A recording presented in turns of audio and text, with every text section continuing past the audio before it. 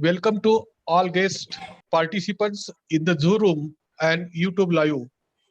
Friends, this webinar is organized by N Mukta, North Maharashtra University and College Teacher Association, which is affiliated to Akhil Bharatiya Rashtriya Shaikshik Mahasangh Delhi, which works on the motto राष्ट्र के हित में शिक्षा, शिक्षा के हित में शिक्षक और शिक्षक के हित में समाज.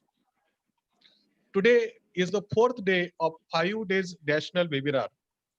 I am Dr. Sunil Ganpat Baviskar, Assistant Professor of English, serving in Srimati Narmadabai Nago Chaudhary, Arts, Commerce and Science College, Kusumba, Tis Dhule.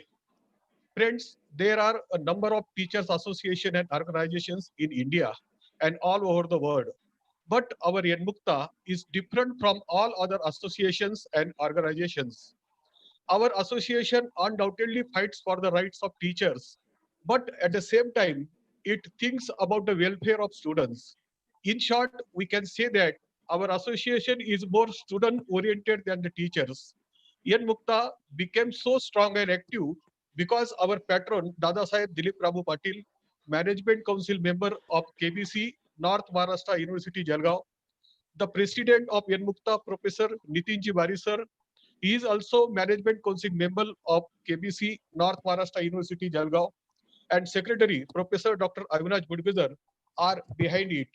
Under their able leadership, Yan Mukta is uh, progressing. Friends, today's session is now being inaugurated by the valuable message of Honorable Dr. Rajesh Jaipurkar. Dr. Jaipurkar is the Pro VC of Sant Gadge Baba Amravati University, Amravati. Briefly, I introduce Dr. Jaipurkar sir. Dr. Jaipurkar sir completed his MSc in Applied Geology. He also did his PhD in Sant Gadge Baba Amravati University, Amravati. He has almost 19 years of teaching experience. Sir has also almost 10 years of administrative experience as college principal. Jaipurkar was also Management Council member of Amravati University. Sir has worked almost on all committees of university, either as a chairman or a secretary or as a member. Sir is now the Pro VC of Amravati University. Now I invite Professor Dr. Rajesh Jaipurkar sir for his message. Dr. Jaipurkar sir. Thank you, sir. Namaskar. Good afternoon to one and all. Am I audible? Yes, sir. At the outset, I take this opportunity to congratulate N Mukta, North Maharashtra University and College Teachers Association for having this wonderful webinar. Especially the topic chosen for today's webinar is a very important and a very needy topic: opportunities and new techniques for teachers. My dear friends, ladies and gentlemen, we all know that this COVID-19 pandemic is one of the worst hit pandemic to our mankind, and it may continue up to 2 or 3 years. So this is widely in discussion, and this has been making all preparation at government and NGOs and all educational institutes. My dear friends, the topic opportunities and new techniques for teachers is very important when we say that we have to deal with the post-COVID years or post-COVID time. My dear friends, teaching learning process is the most important process in academics and in educational institutes, universities worldwide. We have centuries old teaching learning process, that is the conventional method, where the learners as well as the educators, means the students and the teachers, are present physically on the campus. But my dear friends, we all know the restrictions and the inevitable circumstances due to this outbreak of coronavirus, that is the novel coronavirus and COVID-19 pandemic. My dear friends, henceforth, it is a very crucial time for all educationists, especially teachers, students, to actually present on the campus. And therefore, we will have to deal with the new techniques, new pedagogies, using ICT, using LMS, video conferencing, web conferencing, and we will have to deal with this situation. My dear friends, teacher, what we say, is a margadarshak for the society as well as the students. It is well known, जब राष्ट्र पे संकट आता है तो शिक्षक आगे होकर उसमें काम करता है और मुकाबला करता है. Now that is the time when we teacher should come forward and deal with this circumstances and find out new paths. My dear friends, there are a number of opportunities. We can see this COVID-19 pandemic as a great opportunity. We will have to deal with the new teaching learning process. We will have to find out new teaching learning. Number of teachers training can be organized. We can be techno savvy. The best thing is the young generation that our students are already having this skill. Then we will have to popularize these teaching learning techniques, these processes. Funding have to be managed, and bridging the digital divide. This is one of the major issue when we talk about the ICT based teaching learning process. We have metro cities, smaller cities, then villages, tribal and rural areas. And we know India is a rural country. There are large masses belonging to rural. So we have to bridge the digital divide. That is the one of the most challenge before all of us. My dear friends, examination, then evaluation, it is one of the big deal. We have to deal it on either side. On the other side, we may give some additional skill development courses. We may go ahead for community development courses. Now, we all know that large mass number of laborers are moving to their motherland, their villages, and therefore we will have to provide them wages at their center, at their villages. So my dear friends, community development is a major opportunity for all of us. And second thing, I will like to share you that the present infrastructure, what we deal with the large number of gathering, that will be restricted henceforth. So we'll have to deal with the another kind of infrastructure, having a small batches of students. Then financial capacity building of the institution. This is one of the major challenge, major issue before all the institutions. My dear friends, health and hygiene.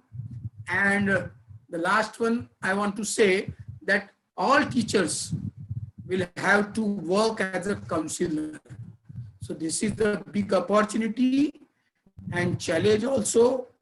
But I am confident that with all good steps, we can cover this uncertainty and we will have a great time with a great skills and great techniques. My dear friend, I will take this opportunity to thanks all the organizers, especially my friend Dr. Nitin Bari, who is the president of Enmukta and management counselor of Kavitri Bhainabai Chaudhary, North Maharashtra University, Jalgaon.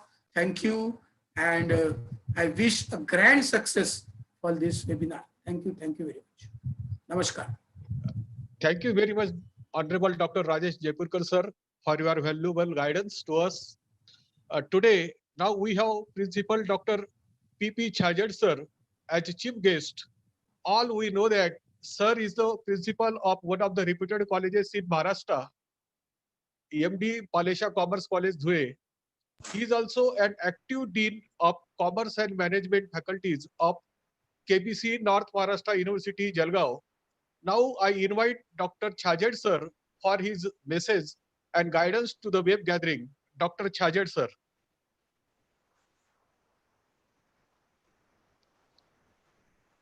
Dr. Chhajed sir. Good afternoon, Dr. Rajesh Jaipurkar, Pro Vice Chancellor, today's speaker, Professor Pramod Pawar, and all of you. I hope everyone is safe and sound in these difficult times of COVID-19 pandemic. It is indeed worth mentioning that teachers organization N-Mukta have time and again come forward to spread awareness and education amongst fellow teachers. At the outset, I feel delighted to appreciate enthusiastic effort made by the team led by respected Dilip Dada Patel, Professor Nitin Bari, Dr. Avinash Badgujar, Dr. Sunil Baviskar, Dr. Bhakkad, and Dr. Chandrasekhar Vani for this noble event. I wish you, all organizers, eminent speakers, and participants the best to accomplish the objective of this webinar. I thank you for giving me the opportunity to be with you all through in this event. Thank you very much. Thank you very much, sir. Dr. Chhajed sir, very much thank you. Friends, today we have the topic for the session, opportunities and new techniques for teachers by Professor Pramod Pawar. The biodata of Professor Pawar is too strong. He seems to be very versatile personality. But briefly, I introduce him. He has completed his MA in Marathi in 2013. He is successfully cleared NET exam in 2016. Now he is doing PhD in Savitribai Phule University, Pune. Pawar sir is now serving as an assistant professor of Marathi in Parvatibai Chougule Autonomous College, Madgaon, Goa from 2017. Pawar sir is a good orator, poet, scriptwriter, and actor. He has delivered lectures on various topics in various functions. He has been awarded for many of his poems. He has written scripts for many small and full Marathi dramas and films. He has also acted in them as he got the opportunity. He is also a good researcher. He has published many of his research papers in various journals and Marathi newspapers. He has been awarded with the various puraskars such as Social Media Mahamitra 2017-80 Puraskar by Maharashtra government, Natyacharya Khadilkar Puraskar 2017-18 by Pune University, Pune, and Vishesh Shaurya Puraskar 2009 and 10 by Devgiri College, Aurangabad. I call upon Professor Pramod Ji Pawar for his lecture. Professor Pramod Pawar.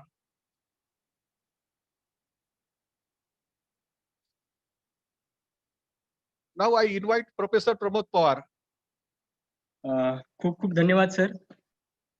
खरं तर या अखिल भारतीय राष्ट्रीय शैक्षणिक महासंघ व उत्तर महाराष्ट्र विद्यापीठ आणि महाविद्यालय शिक्षक संघटना यांच्या संयुक्त विद्यमाने जे हे राष्ट्रीय चर्चासत्र आयोजित केले त्याच्यातलं चौथं पुष्प मला गुंफण्याची संधी दिली त्याबद्दल मी या संघटनेचा खरं तर आभार व्यक्त करतो. त्यासोबतच इथे अनेक लोक जी सहभागी झालेली आहेत युट्यूबवर आहेत, त्यासोबतच या ठिकाणी झूम ॲपवर आहेत, काही जणांनी फेसबुक लाईव्ह सुद्धा केलेलं आहे. या सगळ्यांचं मी पुन्हा एकदा स्वागत करतो.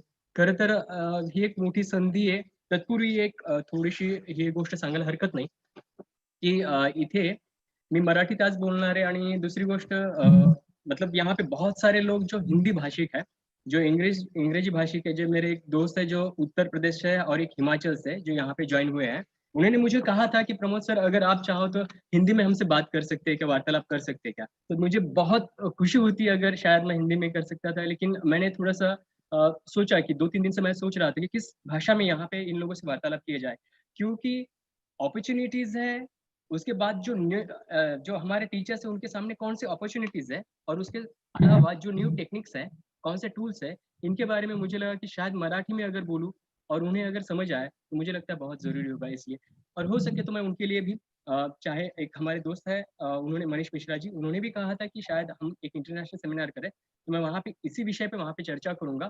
तो वो मेरा हिंदी या अंग्रेजी में होगा, या तो मैं मोस्टली हिंदी में उसे करने की कोशिश करूंगा। और इसलिए मैं आप सभी का, हिंदी भाषिक जो भी कोई आज यहाँ पे सहभागी हूँ, उन सभी का मैं स्वागत करता हूँ। लेकिन आप सभी को मैं कहना चाहता हूँ कि कृपया आप ये सेशन ना छोड़े, क्योंकि जो मेरे स्लाइड है, मैं स्लाइड से बातें करना चाहता हूँ। उन स्लाइडों से आपको शायद लगभग लगभग जो स्लाइड मैंने पूरे आपके लिए अंग्रेजी में की है उनके और वो आपको बहुत ही अच्छे से समझ आएगी। और ये जो न्यू टेक्निक्स है या न्यू टूल्स है, इन सब के बारे में जितना हो सके उतना आपको जितनी अच्छे से जानकारी हो उसका आप प्रयोग कर सके, ये मेरा उद्देश्य है। और इसलिए मैं आपकी क्षमा चाहता हूँ और मैं मराठी भाषा में यहाँ पे वार्तालाप करना चाहता हूँ। प्रथम तर मी सर्वांचं स्वागत करतो या ठिकाणी या कार्यक्रमाचे अध्यक्ष प्राचार्य डॉक्टर पी छाजेड सर, खरं तर यांच्याविषयी खूपदा मी ऐकलेलं आहे आणि आज प्रत्यक्ष माझ्याच कार्यक्रमाला किंवा सर आज या ठिकाणी अध्यक्ष म्हणून लाभलेत, त्याबद्दल सर आपले सुद्धा मी खरं ते हे करतो. त्यासोबतच या कार्यक्रमाचे उद्घाटक आणि मला या कार्यक्रमासाठी जे काही नितीन बारी सर अध्यक्ष ज्या ठिकाणी आपले या संघटनेचे आहेत, त्यासोबतच चंद्रशेखर वाणी, या सगळ्यांचे सुद्धा मी आभार व्यक्त करतो आणि मी सरळ विषयाला सुरुवात करतो. विषयाला सुरुवात करण्यापूर्वी एक गोष्ट तुम्हाला नमूद करायला हरकत नाही. काय झालं की डॉक्टर पृथ्वीराज तोरांनी एक उदाहरण सांगितलं होतं. उदाहरण असं होतं की ते अकबर आणि बिरबलाची गोष्ट सांगतात की अकबर आणि बिरबलाला विचारलं होतं की तुम्ही हे त्यांनी एक प्रश्न विचारला होता की घोडं का अडलं, भाकरी का करपली आणि पाणी का चढलं. खरं तर बिरबलाने एका वाक्यात उत्तर दिलं होतं की ते पुढे न गेल्यामुळे ह्या सगळ्या गोष्टी थांबल्या गेल्या. त्यामुळे आज हे जे काही संकट आलेले आणि त्याच संकटात आपण अगदीच पूर्णतः बदलत चाललेलो आहे आणि या बदलत चाललेल्या व्यवस्थेत शिक्षण व्यवस्था बदलणार नाही अशी गोष्ट होणारच नाही. आणि त्यातल्या त्यात शिक्षकांची ही सर्वात मोठी जबाबदारी आहे. त्यामुळेच मी आजचा विषय इथे ठेवलाय की नव्या संधी, शिक्षणासाठी नव्या संधी आणि त्यातल्या ज्या काही नवीन टेक्निक्स आहेत त्यांना नेमकं कशा पद्धतीने वापर करता येईल, हा माझा एकंदरीत विषय आहे. आणि त्यामुळेच आपण जर मी सरळ माझ्या पीपीटी कडे येतो.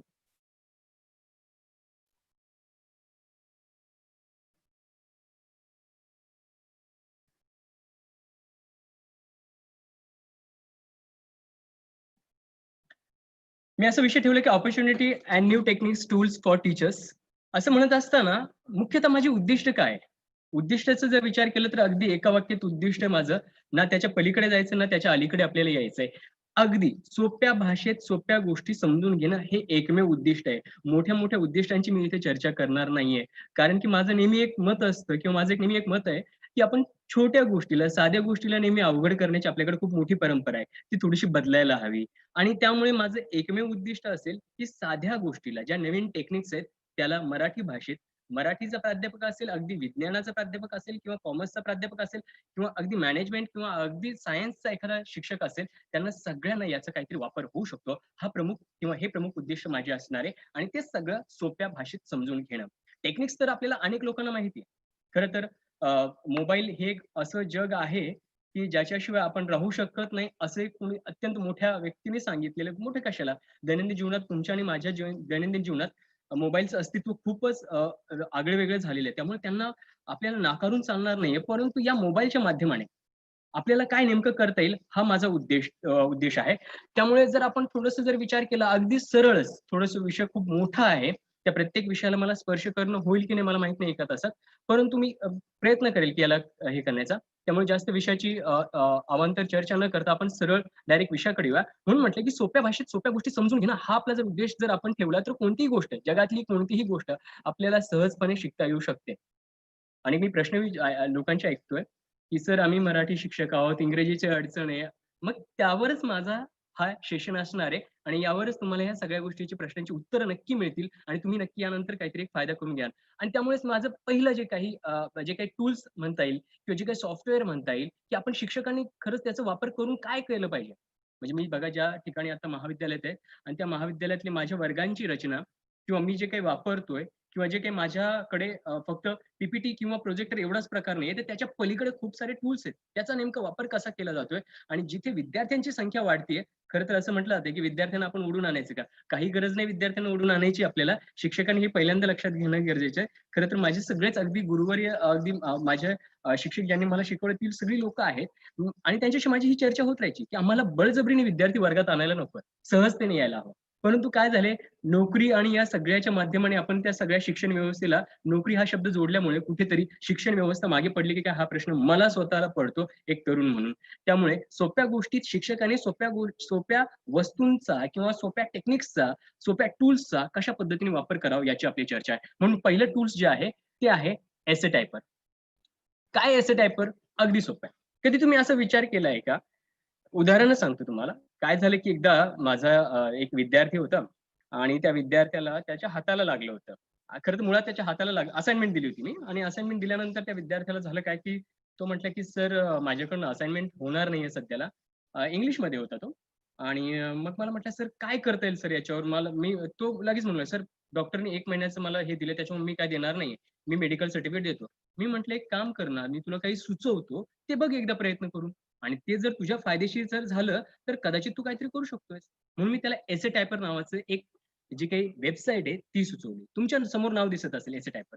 काय एसे टायपर? सोपी गोष्ट आहे. तुम्हाला एखादा निबंध लिहायचा आहे किंवा तुम्हाला एखादी गोष्ट लिहायची आहे.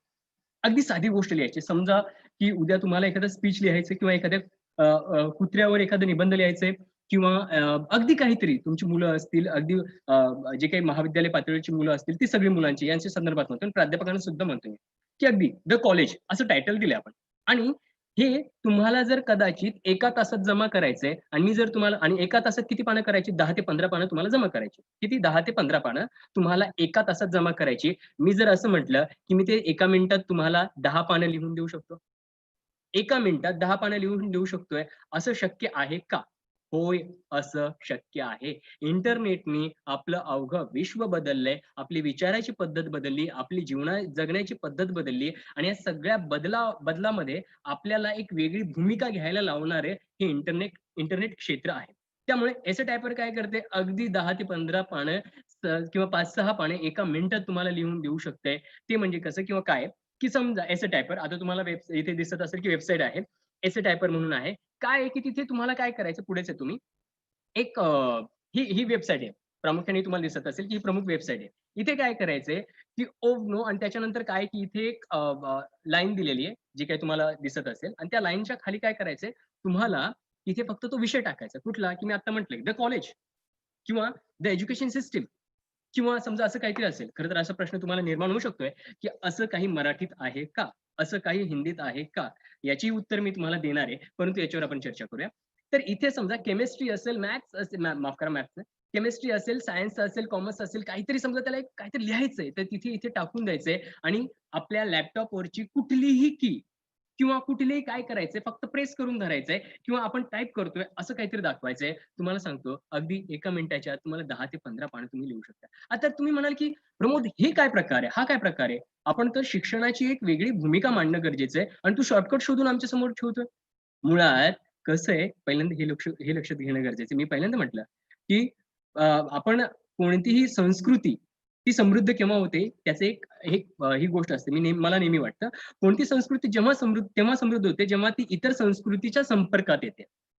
आणि जेव्हा ती इतर संस्कृतीच्या, इतर समाजाच्या, इतर एका वेगळ्या गोष्टीशी संपर्क येतो, भाषेची देवाण-घेवाण होते, तेव्हा ती मूळ जी संस्कृती आहे तिची काय होते, तिची प्रगती होते. त्यातला माणूस खूप डेव्हलप होतो. त्यामुळे हे खूप गरजेचं आहे आणि इथे काही आपल्याला असं नाहीये, की चला असं काही म्हणजे इथे मी म्हटलंय, की आपल्याला हे स्वीकारणं खूप गरजेचं आहे आणि हे शॉर्टकट नाहीये किंवा हे काही गोष्ट नाही. खूप वेळा आपल्याला असं वाटतं, की आपण काय नेमकं आलंय? आणि काही करू शकतोय का? म्हणून हा ॲप किंवा ॲप नव्हे किंवा हे जे काही एसे टायपर ही वेबसाईट ही तुमच्यासाठी खरंच उपयुक्त आहे. अगदी शिक्षकांसाठी, विद्यार्थ्यांसाठी आणि घरातल्या तुमच्या अगदी मुलांसाठी. अशा अनेक गोष्टी आहेत. मी फक्त एवढंच सांगत नाहीये, तर अनेक गोष्टी आहेत. म्हणजे हिंदीसाठी आता तुम्ही म्हणाल, की प्रमोद मग मराठीत आणि हिंदीत आहे का? त्याचं दुर्दैव असं आहे, की मराठीत आणि हिंदीत आम्ही तयार केलं नाही. आम्ही जात नाही तिथपर्यंत. आमचे विद्यार्थी, आमचे शिक्षक तिथपर्यंत जात नाही. त्यामुळे कुठेतरी या गोष्टी आपण तयार करणं गरजेचं आहे. तुम्ही आणि मी तयार करणं गरजेचं आहे.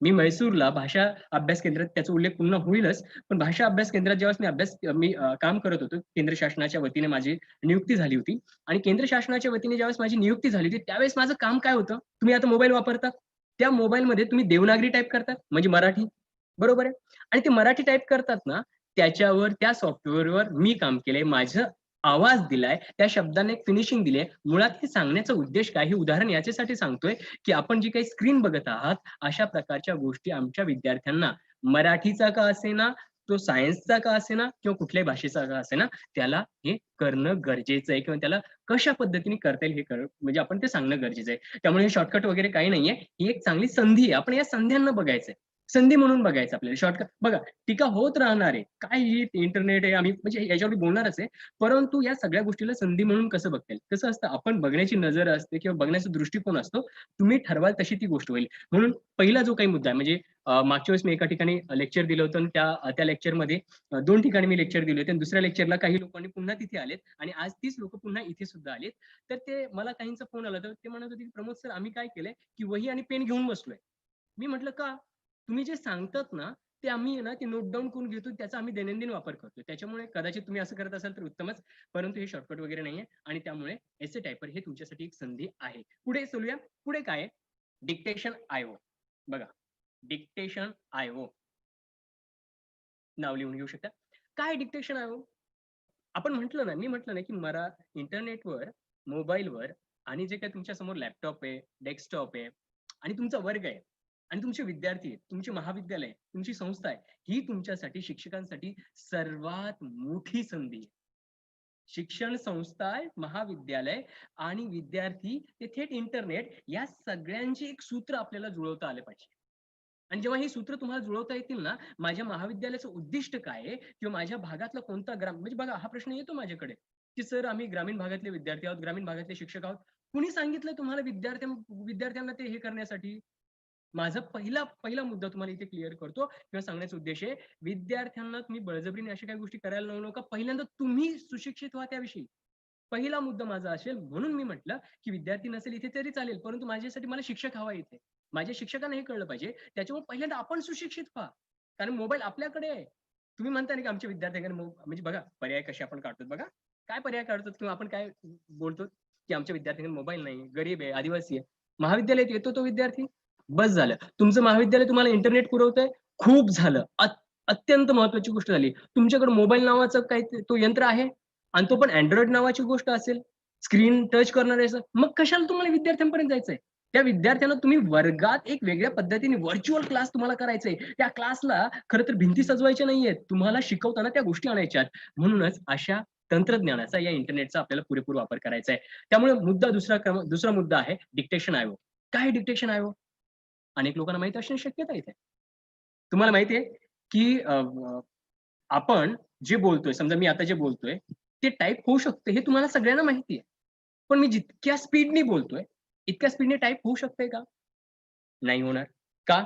माझी गती आणि तिथे दिलेलं सॉफ्टवेअर याची कुठे जुळवणूक होत नाही. परंतु त्याच्यावर मी अनेक सॉफ्टवेअर बघितले आणि त्या सॉफ्टवेअर नंतर मी मागच्या लेक्चरला एका ठिकाणी असं म्हटलं होतं, स्पीच नोट नावाचं एक ॲप सांगितलं होतं. स्पीच नोट काय सांगते आपल्याला, की स्पीच नोटमध्ये तुम्ही काय करू शकताय, की तुम्ही आवाज देऊ शकताय आणि तिथे टाइप होणार आहे. लिहिण्याची गरज आहे का? म्हणजे या पेनने मी लिहिण्याची गरज आहे का? म्हणजे तुम्ही आताही प्रश्न करू शकता, लेखनाची संस्कृती नष्ट व्हायला लागली. हे बघा, हा तुमचा प्रश्न आहे. मला संधी दाखवायचा प्रश्न आहे. त्या संधीचा आपल्याला वापर करायचा. वाचन संस्कृती, लेखन संस्कृती कुठेही संपणार नाहीये. शिक्षण व्यवस्था कुठेही बदलणार नाही. भीती बाळगू नका. मुळात ह्या संध्या आपल्याकडे वापरायच्या. अशी कुठली भीती वापरू नका तुम्ही किंवा अशी घेऊ नका. काय होणार आहे उद्या? शिक्षण व्यवस्था बदलेल का? एक माझ्याकडे मला सहज वाटलं. मी एका वाक्यात एका वर्गात मी एक विधान केलं होतं. पंचेंद्रियांनी शिकवणं आणि ऑनलाईन शिकवणं याच्यात खूप फरक असतो. पंचेंद्रियांनी बोलणं, मी तुमच्या समोर जर पंचेंद्रिय म्हणजे मी पूर्णतः माझ्या सर्व इंद्रियासहित तुमच्या समोर बोलत असेल, ते बोलणं खूप वेगळं असतं आणि ऑनलाईन मध्ये बोलणं खूप वेगळं असतं. मान्य आहे मला. याच्यात काहीही म्हणजे असं हे नाहीये किंवा याच्यात काही असं खूप काही गोष्ट नाही. म्हणजे याच्यावर तुम्ही घेऊ शकता असं की प्रमोद, पंचेंद्रियांचा काय प्रश्न आहे? आणि दुसऱ्या बाजूला मी काय शिकवतोय? Body language शिकवतोय. मुळात काय आहे, बॉडी लँग्वेज शिकवताना सुद्धा हे बघा, हे पर्याय आहेत आपल्याला. या पर्यायांचा आपल्या वर्गात वापर करायचा आहे. वर्ग बंद होणार नाहीये किंवा तुमची कोणतीच गोष्ट बंद होणार नाही, ती चालणार आहे. फक्त या गोष्टींचा वापर करायचा आहे. म्हणून डिक्टेशन आयोग काय आहे, की समजा तुम्ही एक सायन्सचे टीचर्स आहात, कॉमर्सचे टीचर्स आहात किंवा तुम्ही एक आर्टिकल लिहायचं, रात्रीची वेळ आहे. तुमच्या हाताला काहीतरी लागलंय किंवा तुम्हाला असं वाटतं, की यार प्रमोद मला कंटाळा येतोय. मी काय करतो आता, की एक काम करतो, बेडवर झोपले मी टाइप करू शकतोय का? हो, करू शकताय. अगदी अंधारात. लाईट बंद करायची, फक्त लॅपटॉप घ्यायचा आहे आणि तिथे बोलत राहायचं. ते टाइप होत राहते. म्हणून हा डिक्टेशन आयओ नावाचा सॉफ्टवेअर आहे. अत्यंत सुंदर सॉफ्टवेअर आहे. याच्या म्हणजे खूप सारे आहे. म्हणजे मी असं तुम्हाला हे काही निवडकच का सांगतोय, ज्याचा तुम्ही तुमच्या वर्गात वापर करावा. ज्या प्राध्यापकांनी तुम्ही काय करावं, की चला, की आता बघा इथे इंग्लिश ऐकणारी बरीच लोक आहेत. म्हणजे मला वाटतं, की ठीक आहे ना, की तुम्ही एक आर्टिकल लिहिताय ना, sir you can do it यार. प्लीज ट्राय करा. एकदा ट्राय करून बघा तुम्ही. आणि तुम्हाला जर खरंच म्हणजे आमच्या प्राचार्यांशी मी आता नुकतंच बोलत होतो आणि ते म्हटले, "प्रमोद, मी तर काही ते वेगळं वापरतोय. Microsoftचे वगैरे काही टूल्स वापरतोय." मी म्हटलं, "सर हा एकदा वापरा." आणि त्यांनी मला सांगितलं, "प्रमोद, खूप छान गोष्ट." म्हणजे आमचे एक गुणाजी देसाई म्हणून आमचे कोकणी विभागाचे प्रमुख आहेत. तर त्यांनी सुद्धा सांगितलं, "प्रमोद, किती चांगली गोष्ट आहे. मी घरात झोपल्या-झोपल्या हे टाइप करतोय." टाइप करण्याची बोटाचे प्रश्न आहे. म्हणजे डिक्टेशन आयओ हा एक अत्यंत सुंदर ॲप माफ करा, ही वेबसाईट आहे, ॲप नाहीये. ॲप जर तुम्हाला हवे असेल तर स्पीच नोट म्हणून, पण स्पीच नोटवर मला तितकंसं काही महत्त्वाची काही वाटलेलं नाही किंवा ते मला तितकंसं प्रभावी वाटलं नाही. त्यामुळे डिक्टेशन आयओ नाव तुम्ही आता सुद्धा तपासून घेऊ शकताय आणि त्यावर बघू शकताय. अनेक भाषा आहेत. समजा मी वेबसाईट दाखवतो.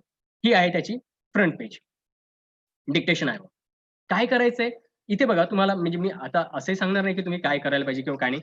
लॉन्च डिक्टेशन म्हणून त्याच्यावर क्लिक करायचं. तुम्हाला सर्च करायचं. ह्या गोष्टी मी काही सांगणार नाही, की कसं करायचं, काय इन्स्टॉल करायचं. याच्यासाठी मला स्वतंत्र एक वर्कशॉपच घ्यावं लागेल, की तुम्ही काय करू शकताय. मला फक्त तुम्हाला कल्पना द्यायची आहे आणि तुम्ही शोधा. म्हणून मी काय केलंय, नेहमीसारखी पीपीटी, नेहमीसारखं माझं जे मनोगत आहे तसं नाहीये. कारण मी साहित्यिक दृष्टीने अनेक वेळा बोलतो, सामाजिक दृष्टीने अनेक वेळा बोलतो, राजकीय दृष्टीने अनेक वेळा बोलतो. परंतु आज मला बोलण्याची एक वेगळी संधी मिळाली आहे आणि ते मला महत्त्वाची गोष्ट काय, बघा एक तुम्हाला सांगतो हरकत नाही. आपल्याकडे काय चर्चा करणारी लोकं खूप आहेत. हे वास्तव आहे, याला नाकारायचं अजिबात गरज नाहीये आणि मला स्पष्ट बोलण्याची सवय आहे. आपल्याकडे चर्चा खूप करतात, परंतु नेमकं अंगीकारायचं कसं किंवा त्याचा वापर करायचं कसं हे सांगितलं जात नाही. त्यामुळे चर्चा थांबवा, आता वापर करा. कारण चर्चा खूप झाली आहे. प्रसार माध्यमाची चर्चा केव्हापासून चालू आहे? 90 सालापासून चालू आहे. प्रसार माध्यमाची व्याख्या, प्रसार माध्यमाचे प्रकार, सोशल मीडियाचे वगैरे, वगैरे. ठीक आहे, आता पुढे या. आता आपण काय करूया, जरा पुढे जाऊया. अत्यंत सर्वसाधारण माणसाला सुद्धा या ॲपचा वापर करता आला पाहिजे. माझ्या गावातली माणसं माझ्या महाविद्यालयाशी अटॅच झाली पाहिजेत. माझ्या तालुक्यातली वेगवेगळी समाजातली लोकं माझ्या महाविद्यालयाशी जोडली पाहिजेत.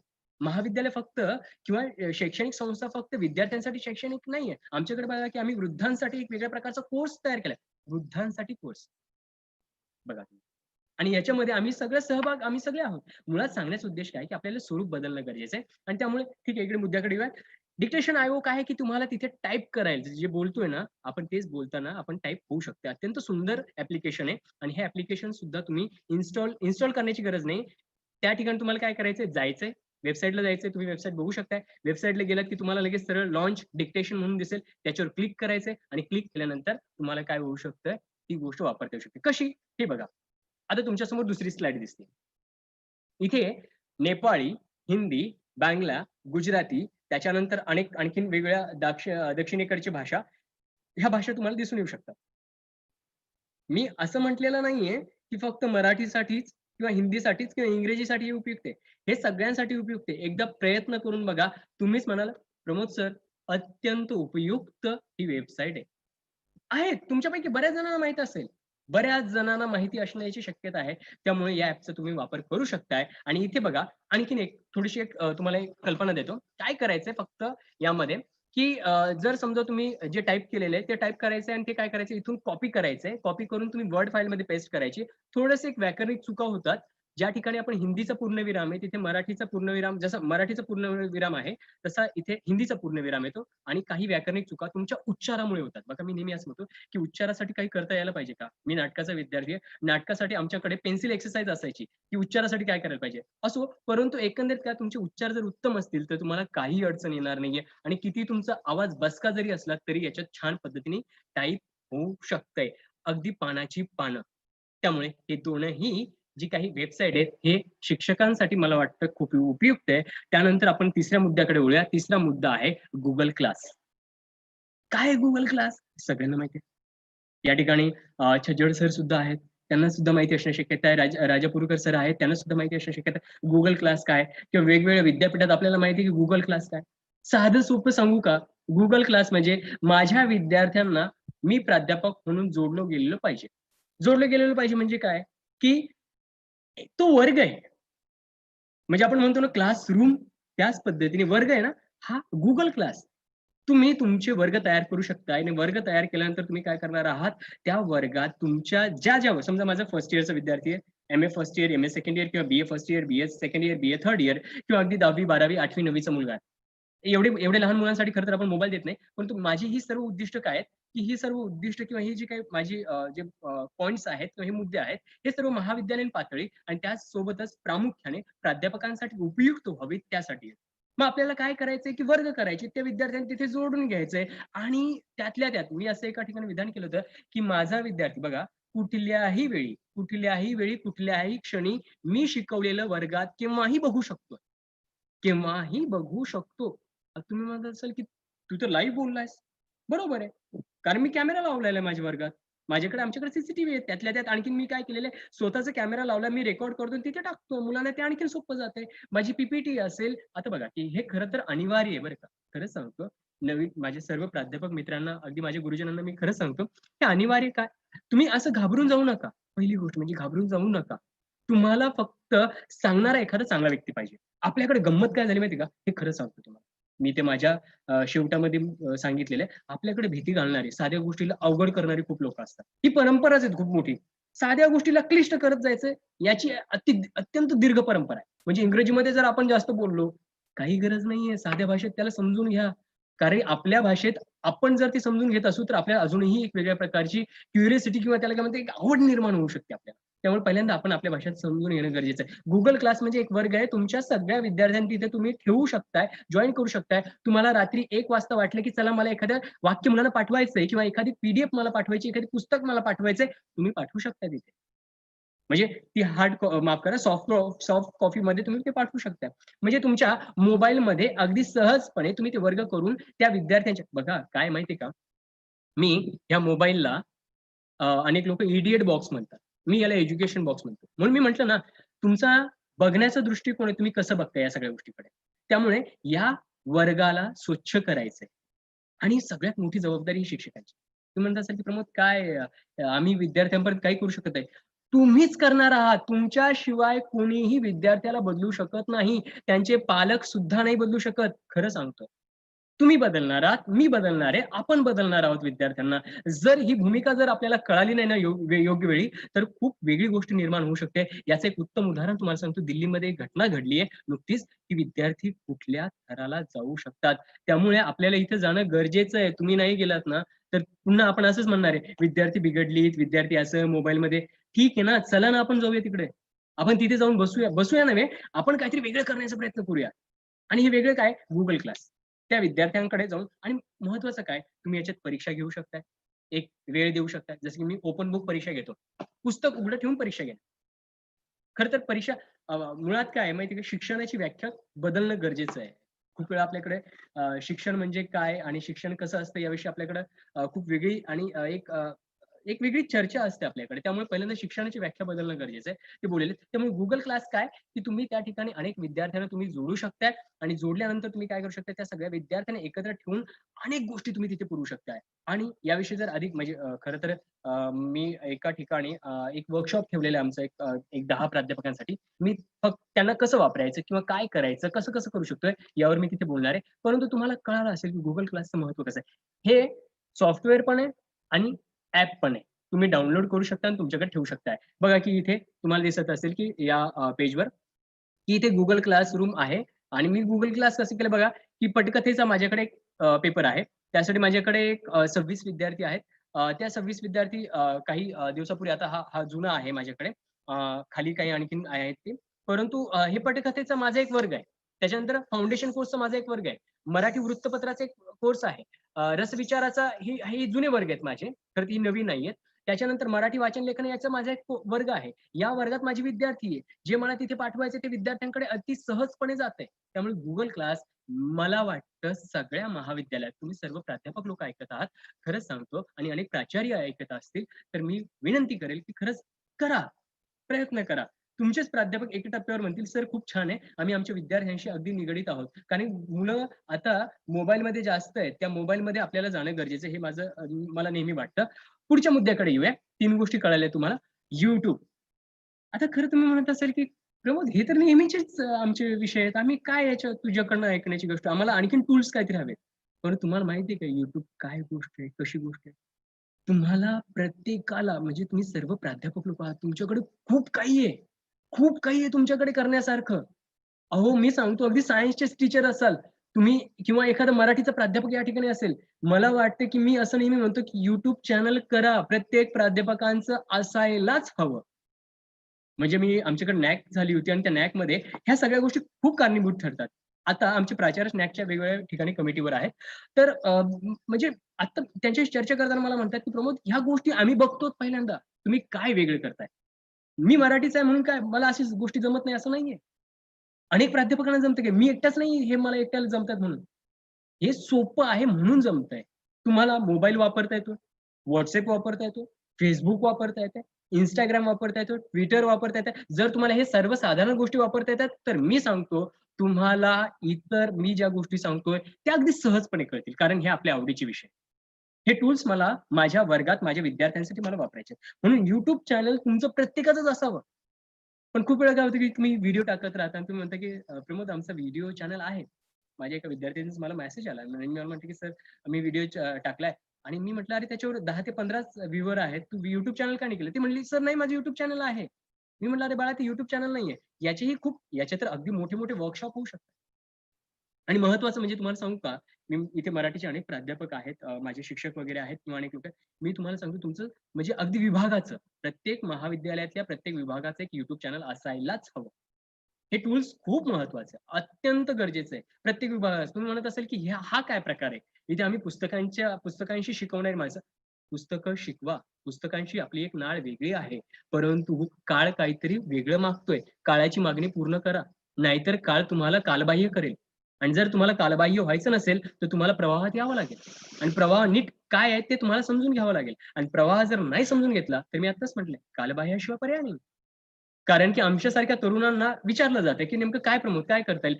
कारण की माझ्याकडे काही कमी संख्या होती, ती आज 40-50 पर्यंत, किंवा आता तुम्ही बघितलंय माझ्याकडे मराठीसाठी 32 किंवा 40-48 मुलं माझ्या वर्गात मागच्या वर्षीची मुलं आहेत, किंवा आता माझ्याकडे आणखीन विद्यार्थी वाढतात. का वाढतायत? त्याची कारणं अशी, मी काय त्यांच्याकडे गेलो नाही, या म्हणून चला तुम्ही.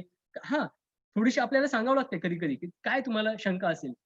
कधी-कधी मुलांना काय असतं, की आपल्याकडे घरचेच अगोदर सांगतात, की अशी-अशी गोष्ट असते, ही चांगली गोष्ट नसते. मुळात काय आहे, की YouTubeकडे येऊयात. तर YouTube हा तुमच्यासाठी अत्यंत महत्त्वाचं व्यासपीठ आहे शिक्षकांसाठी. अत्यंत महत्त्वाचं. पण YouTube करताना, चॅनल करताना पहिली 1, 2, 3 अटी असतात त्याच्यात. त्या अटीपेक्षा तुम्ही स्वतः काय देणार आहात YouTubeसाठी ते पहिल्यांदा ठरवून घ्या. जसं की आता एखाद्या केमिस्ट्रीचं टीचर असेल, त्यांनी नेमकं काय द्यायला हवं किंवा काय द्यायला नकोय, किंवा मी कुठलं थेरी तिथे सांगायची, किंवा इकॉनॉमिक्सचा एखादा टीचर असेल, किंवा मी कुठली थेरी शिकवायची आहे, किंवा मी कुठला सिद्धांत शिकवायचा आहे, किंवा एखादा राज्यशास्त्राचा असेल, की ते मुळात आपलं कंटेंट ठरलं पाहिजे. आणि तुम्हाला सांगू, याच्यात आर्थिक तर तुम्हाला पैसे तर मिळणारच आहेत. पैसे तर मिळणारच आहेत. कालच एक आमची या कोल्हापूरच्या एक मैत्रिणी आहेत. त्यांचे खूप सबस्क्रायबर झाले, आणि त्यातल्या त्यात खरं तर YouTube त्यांना पहिलं एक पत्र पाठवत असते, की तुमची जी पहिला पगार झाला ते कुणाला सांगायचं नाही. त्यांचं नाव मी सांगत नाही. त्यांना ₹52,000 एका महिन्याचे पैसे भेटले. ₹52,000.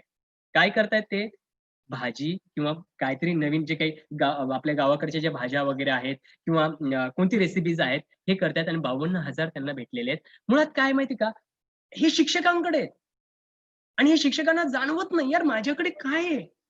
अहो, तुमच्याकडूनच मी शिकलोय, तुमच्याकडेच खूप काही आहे. तुम्ही ते जाणून घ्या. ते काळ येऊ द्या बाहेर. विद्यार्थ्यांकडून काहीतरी करून घ्या, आणि जेव्हा तुम्हाला ह्या सगळ्या गोष्टी कळतील, तेव्हा YouTube हे तुमच्यासाठी अत्यंत महत्त्वाचं व्यासपीठ ठरणार आहे. जसं की मी एक उदाहरण सांगतो, की सध्या तुम्ही स्क्रीनवर बघत असाल, की मराठी भाषा दिनानिमित्त मराठी विश्वकोश आता आपल्या मोबाईलमध्ये.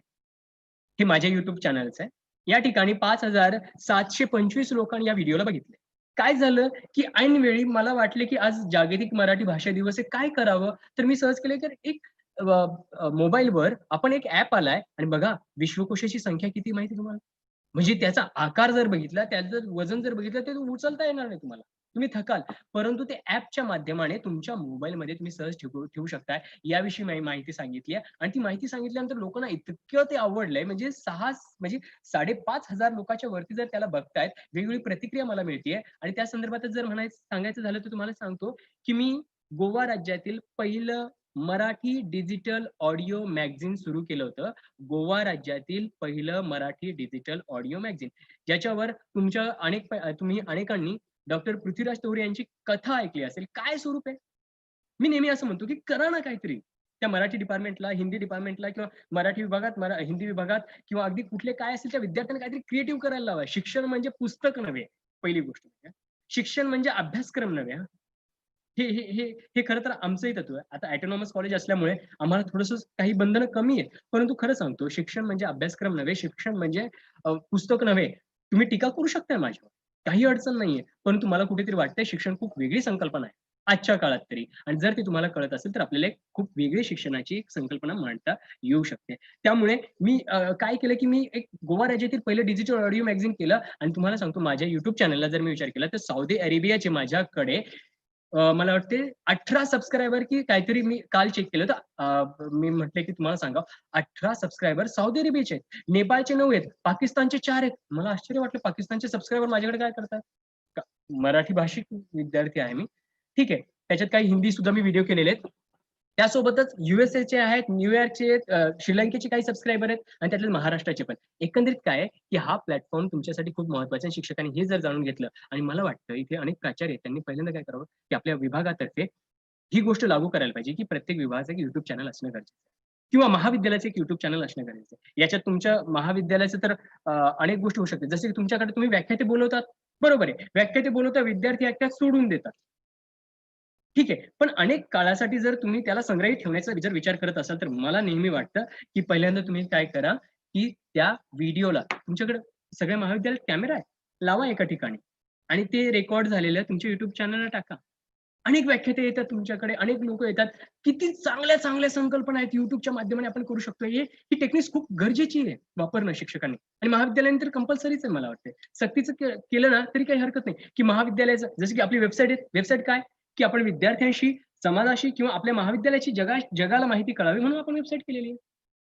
मग तुमच्या वेबसाईटला लोकं व्हिजिट करतात याची कधी तुम्ही असं विचार केलाय का, की कोणकोणते देशातील किंवा कुठले विद्यार्थी आपल्या वेबसाईटला व्हिजिट करतात किंवा तिथे येऊन भेट देतात? तुम्हाला कळेल की खूप कमी आहे. वेबसाईटला तेवढी लोकं नाहीत. फक्त विद्यार्थ्याचा फॉर्म भरायचा असेल किंवा या सगळ्या गोष्टी असतील. परंतु YouTube चॅनल मात्र खूप अत्यंत महत्त्वाचं आहे. तुमच्याकडे अनेक कला असतात. काही गायन करतात, काही नृत्य करतात. शिक्षक म्हणतो मी. मी अजून विद्यार्थ्यांचा विचार केलेला नाही. विद्यार्थ्यांसाठी खरं तर वेगळ्या पद्धतीने विचार करता येईल. आणि तुमच्याकडे एखादं तुम्ही जे लेक्चर घेतात ते रेकॉर्ड करा, टाका. अनेक क्लासेस आता नेटसेटचे त्याच्यानंतर अनेक प्रकारचे मार्गदर्शन हे YouTubeवरच आहे. म्हणजे सर्वात जास्त बघितलं जाणारं जर काही आता गोष्ट असेल तर YouTube आहे या काळातली, या महिन्याभरात. तुम्ही जागतिक अहवालामध्ये जे काही सर्चिंग रेट आहे, सध्या YouTubeच्या व्हिडिओज खूप बघितले जातात. त्याच्यामुळे आपल्याला ही एक गरज कळणं गरजेचं आहे. त्यामुळे YouTube चॅनलही असणं गरजेचं आहे. पुढे येऊयात. एक महत्त्वाचा मुद्दा आहे. Script writing. आता तुम्ही म्हणत असाल, की प्रमोद आम्ही तर विज्ञानचे शिक्षक आहोत, कॉमर्सचे आहोत, वाणिज्य शाखेतील लोकं आहोत, प्राचार्य आहोत किंवा वेगवेगळ्या फॅकल्टीमध्ये आम्ही ही गोष्ट अशी करतो. आम्हाला याचा काय फायदा होणार आहे? मुळात ही आपल्यासाठी खूप मोठी संधी आहे. किंवा माफ करा, स्क्रीन रायटिंग म्हटले मी. स्क्रिप्ट त्या ठिकाणी स्पेलिंग मिस्टेक असल्यामुळे स्क्रिप्ट रायटिंग म्हणजेच पटकथा लेखन. काय पटकथा लेखन तुम्ही कधी विचार केलाय की सध्याला बॉलिवूडमध्ये नाहीतर हॉलिवूडमध्ये सुद्धा मराठीच्या कथावर चित्रपट आधारित आहेत. मराठीच्या. जसं की आपल्याकडे बाजीराव मस्तानी कुठल्या कादंबरीवर आहेत किंवा आणखीन आपल्याकडे आणि अनेक ज्या काही चित्रपट आहेत की त्या आणि त्यातल्या त्यात खरं तर चित्रपटाची सुरुवात जी काही झाली ती दादासाहेब फाळकेने जे काही मराठी भूमिपुत्र जे म्हणता येईल त्याला किंवा आणि त्यातल्या त्यात ग. दी. माडगूळकरांच्या किंवा अनेक ज्या काही रचना असतील किंवा आपला पहिला पटकथा लेखक कोण आहे किंवा कोण होते या संदर्भातली जर चर्चा केली तर आपल्याला कळून येऊ शकते की आपल्याला पटकथा लेखनासाठी पटकथा लेखन हे खूप मोठं प्लॅटफॉर्म आपल्याला सध्याला आहे. आता मी म्हटले की चला याच्यासाठी काय करता येईल तुम्हाला? तर सोपी गोष्ट आहे, तुम्हाला पटकथा लेखनासाठी काही ऍप्लिकेशन्स आहेत, काही वेबसाईट आहेत. तत्पूर्वी पटकथा लिहिताना पटकथा कधी तुम्ही बघितली का? बघा की तुम्हाला स्क्रीनवर एक पटकथेचं एक पान दिसतंय. पटकथेचं एक पान दिसतंय. आता मला सांगा, इथे मराठीचा शिक्षकाची गरज आहे? की इथे इंग्रजीच्या किंवा इथे स्क्रिप्ट रायटिंग इंग्रजीचा प्राध्यापक हे तितकंच गरजेचं आहे आणि त्यातल्या कॉमर्सचा प्राध्यापकही लिहू शकतोय आणि सायन्सचा शिक्षकही लिहू शकतोय. तुम्हाला दिसून येऊ शकते की स्क्रिप्ट इथे एक पान मी तुमच्या समोर दिलेलं आहे आणि त्या पानात तुम्हाला दिसून येते की स्क्रिप्ट आहे. एक पान आहे. त्या स्क्रिप्टमध्ये तुम्हाला दिसून येऊ शकते फीडिंग, कॅरेक्टर्स त्याच्यानंतर आणखीन बरेच काही गोष्टी आहेत. पेज नंबर वगैरे. मुळात काय आहे, की पटकथा लेखनासाठी एक आणखीन एका महाविद्यालयाने माझ्यासाठी फक्त पटकथा लेखनावरच यावर बोलण्यासाठी मला आमंत्रित केलंय.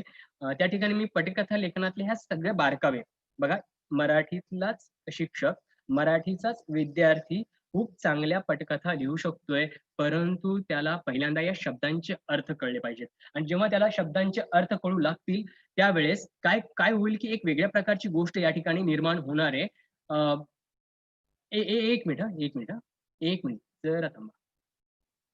1 मिनिट हां. माफ करा.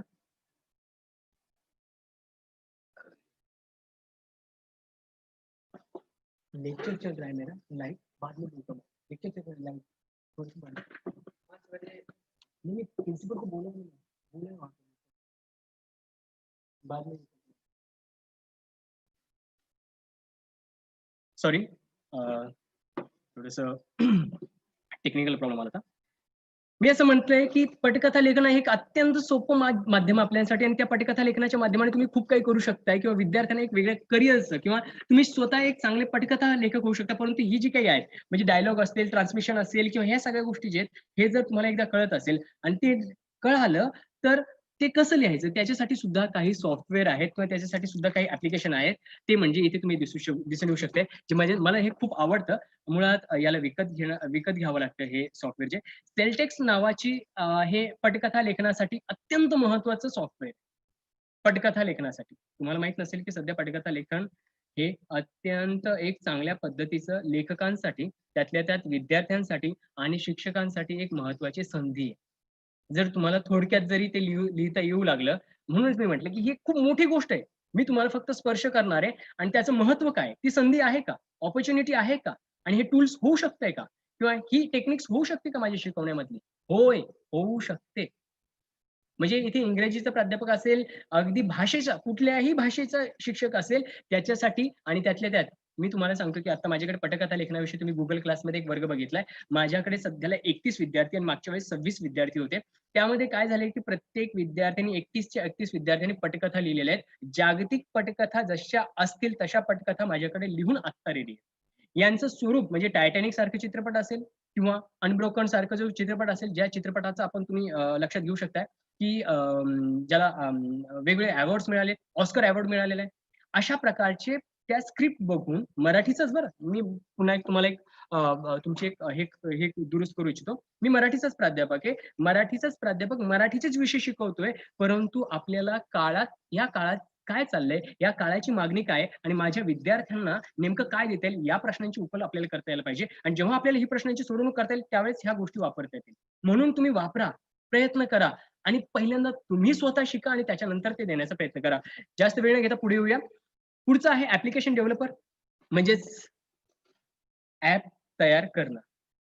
आता तुम्ही म्हणत असाल, की प्रमोद इथपर्यंत ठीक होतं, तुझं ऐकणं बरं वाटत होतं. परंतु तू म्हणतोस, की ॲप तयार करणं कसं शक्य आहे? खूप सोपं आहे. तुम्हाला माहीत नसेल, की समजा तुम्ही पाणी पिताय आणि त्या पाणी पिण्यासाठी काय होतंय, की वेगवेगळे ॲप आहेत आणि अनेक ॲप आहेत. जसं की WhatsApp ॲप आहे किंवा सगळेच ॲप आहेत. ॲप्लिकेशन सुद्धा तयार करता येऊ शकतं. एक मराठीचा प्राध्यापक एका मराठीच्या विद्यार्थ्याला ॲप तयार करायला फक्त तासभरात शिकवू शकतोय. किती? तासभरात. तासभरात त्या वर्गामध्ये सगळी मुलं ती शिकू शकतात. खरं तर आता ही संधी आहे का? होय, खूप मोठी संधी आहे. आणि ही फक्त मराठीच्या विद्यार्थ्यांसाठीच आहे का? नाही. ही सगळ्यांसाठीच आहे. मग तुम्ही असं करू शकता, की तुमच्या महाविद्यालयाचंच एखादं ॲप्लिकेशन तयार करू शकताय का? किंवा आपण एखादं आपल्या विभागाचं एखादं ॲप्लिकेशन तयार करू शकतोय का? जसं वेबसाईट आहे ना, तशीच ॲप्लिकेशन आहे. त्यामुळे ॲप डेव्हलपर करणं किंवा ऍप डेव्हलपिंग करणं किंवा ऍप तयार करणं किंवा तो जो काही सॉफ्टवेअर आहे तो तयार करणं हे सुद्धा आता मराठीत शक्य आहे आणि मराठीचे शब्द देणं त्याला गरजेचं आहे. तुम्ही त्या सॉफ्टवेअरला जे शब्द द्याल ते स्वीकारणार आहे आणि तो तसा उभा राहणार आहे. मला ऍप्लिकेशन डेव्हलपर काय वाटतं माहितीये का? एक मातीचा गोळा वाटतो. मातीचा गोळा म्हणजे काय? आता तुम्ही त्याच्यात कोणती भाषा ओतणार आहे तसा आकार घेणार आहे. तुम्ही त्याला तेलुगू देणार आहात तर ते तेलुगू येणार आहे. तुम्ही कन्नड देणार आहात तर कन्नड येणार आहे. आता माझी एक मित्र आहे नाशिकचे, तर त्यांनी एक ऍप तयार केला होता नाशिकच्या बस स्थानकाविषयी. म्हणजे बस किती वाजता येईल काय नाही बघा, इतकी साधी गोष्ट. किंवा मी माझं वेळापत्रक आहे. मला अगदी माझं वेळापत्रकचं मी ऍप तयार केलं. म्हणजे विद्यार्थ्यांसाठी सांगतोय, तुम्ही सुद्धा. तर असे अनेक ऍप आपल्याला तयार करता येऊ शकते. ही सुद्धा खूप महत्त्वाची संधी आहे. यातही पुढे आपण पुढे जाऊयात. अनेक गोष्टी आपल्याला समजून घ्यायच्यात. त्याच्यानंतर फेसबुक. आता फेसबुक विषयी काय बोलण्यासारखं? याच्याशी तर खूप बोललं गेलंय. आपल्याकडे माहिती का, प्रसार माध्यमात 3 गोष्टीवर जास्त बोललं गेलंय. 1 ब्लॉग, 2 फेसबुक, YouTube आणि WhatsAppवर सध्याला जास्त चर्चा चालू आहे. पण मी जे काही पूर्वीचे काही मुद्दे सांगितलेत, पण फेसबुक सुद्धा एक वेगळ्या प्रकारचं आपल्याला माध्यम होऊ शकते का? याविषयी जर चर्चा केली तर तुम्हाला लक्षात येईल, होय, हे सुद्धा एक अत्यंत महत्त्वाचं माध्यम आहे. महाविद्यालयाचं एक पेज तयार करणं, म्हणजे आपल्याला करावंच लागेल आपल्याला. आणि भिवून करू नका, त्याला अवघड करू नका, त्याला सोपं करा, बस इतकंच करायचं. आणि ज्यावेळेस तुम्ही सोपं कराल ना, त्यावेळेस तुम्हाला ते वापरणं आणि त्याच्यात तुम्ही म्हणत असाल, "काय आम्ही पुस्तकं वाचणारे लोकं, तू काय त्याच्यात गुंतवण्याचा विचार करतोय? आमचे प्राचार्य वगैरे ऐकत आहेत, जरा थोडंसं काहीतरी बघ बाबा, ते 2 दिवसानंतर आमच्या मागे लागतील नाहीतर." अहो, मला नेहमी हेच म्हणायचंय, की तुम्ही ज्यावेळेस तुम्हाला आता भीती वाटते, पण येत्या काळात तुम्ही म्हणाल, "अरे, किती चांगली गोष्ट सांगितली ती प्रमोदने." त्यामुळे आणि त्याच्यात तुम्हाला माहिती आहे का, Facebook एक घर आहे, पहिली गोष्ट लक्षात घ्या. हे खरं तर आपल्या विषयाशी निगडीत नाही, परंतु अवघ्या एका मिनिटात हे सांगतो त्यानंतर पुढे येतो. Facebook हे आपलं घर आहे. Facebook म्हणजे समजा आपण असं भाषांतरच करूया, की मुखपृष्ठ किंवा समजा जर आपण विचार केला, की ही भिंत आहे आणि या भिंतीवर समजा तुमच्या घराची भिंत आणि त्या भिंतीवर कुणीही काही चिटकून जर गेलं किंवा त्याच्यावर घाण केली, तुम्हाला सहन होणार आहे का? नाही होणार. पण तुम्ही कधी-कधी असा नाही विचार करत का, की आपण ह्या Facebookला चांगलं ठेवूया? तुम्हाला माहिती आहे माझे एक ऑस्ट्रेलियाचे एक मित्र आहे चार्ल्स थॉम्सन म्हणून. त्यांना मी इथे विचार केला होता थोडंसं आपण, परंतु पुढच्या वेळेस त्यांना आपण बोलण्याचं इथे आपण बोलूयात. चार्ल्स थॉम्सनशी मी बोलत होतो आणि चार्ल्स मला काय म्हणत होता, चार्ल्स म्हटला मला, "प्रमोद, आमच्याकडे काय होतंय, की सध्याला इंटरव्ह्यू काय होतात, की Facebookला पहिल्यांदा बघितलं जातं त्या माणसाच्या." पाहिलं? Facebook तुमचं छोटंसं व्यक्तिमत्व दर्शवतं. तुम्ही तुमच्या भिंतीवर कुणालाही या आणि काही घाण करून जा, ते वाढदिवसाला शुभेच्छा. ठीक आहे, द्या. चांगली गोष्ट आहे. काय त्याच्यात हे नाहीये. मुळात काय ह्या सगळ्या गोष्टी हे जे काही आहे, हे मी थोडंसं मनोरंजन आणि शैक्षणिक. मुळात मला याच्यातून मनोरंजन आहे. मला आत्मिक सुख मिळतं म्हणून मी Facebook वापरतो. मला आत्मिक सुख मिळतं म्हणून मी YouTube वापरतो. मला आत्मिक सुख मिळतं किंवा एकाशी वेगवेगळ्या लोकांशी मला संवाद करता येतो, त्याच्यासाठी मी WhatsApp वापरतो. पण याला मी प्राध्यापक म्हणून, मी शिक्षक म्हणून माझी एक वेगळी नजर असायला पाहिजे. मनोरंजन म्हणून वापरा, माझ्या आत्मिक सुखासाठी तर वापरा, पण त्याच्या पलीकडे काय करता येतील? म्हणून Facebook तुम्हाला काय करता येईल, या Facebookमध्ये तुम्हाला स्वतःचं अस्तित्व म्हणजे तुम्हाला बघा फ्रेंड रिक्वेस्ट येते. पहिल्यांदा काय होते तुमची चेक केलं जातं तुमची भिंत कशी आहे. त्यामुळे शैक्षणिक दृष्ट्या मला वाटतं Facebook हे खूप अत्यंत प्रभावी माध्यम आहे. याच्यावर आपण खूप काही बोलता येऊ शकतं, परंतु इथे याला जास्त नाही, एकदा पुढे येऊया. जसं की मी आता म्हटलं, की मी अनेक Facebook पेजवर आपण काय-काय करत आहोत किंवा काय-काय करणार आहोत, याविषयी तुम्ही माहिती देऊ शकताय. सोबतच एक वेगळ्या प्रकारची भूमिका तिथे मांडू शकतायत. किंवा आणि लोकं बघा ब्लॉक करणं वगैरे, वगैरे अशा अनेक गोष्टी होतात. त्याच्यामुळे मी नेहमी असं म्हणेल, की या काळात काय झालं माहिती आपण घरात बंद असल्यामुळे नको त्या प्रकारचे, नको तशा पद्धतीने वाद घालत बसलो. कुणी काही बोललं, की "तू खूप शहाणा का?" म्हणून आपण तिथेच भांडायला सुरू करतो. कुठे? त्या Facebookला, WhatsAppला. थांबा जरा. ती गोष्ट मानसशास्त्रीय जर विचार केली ना, तर ती एक चांगली गोष्ट नाही.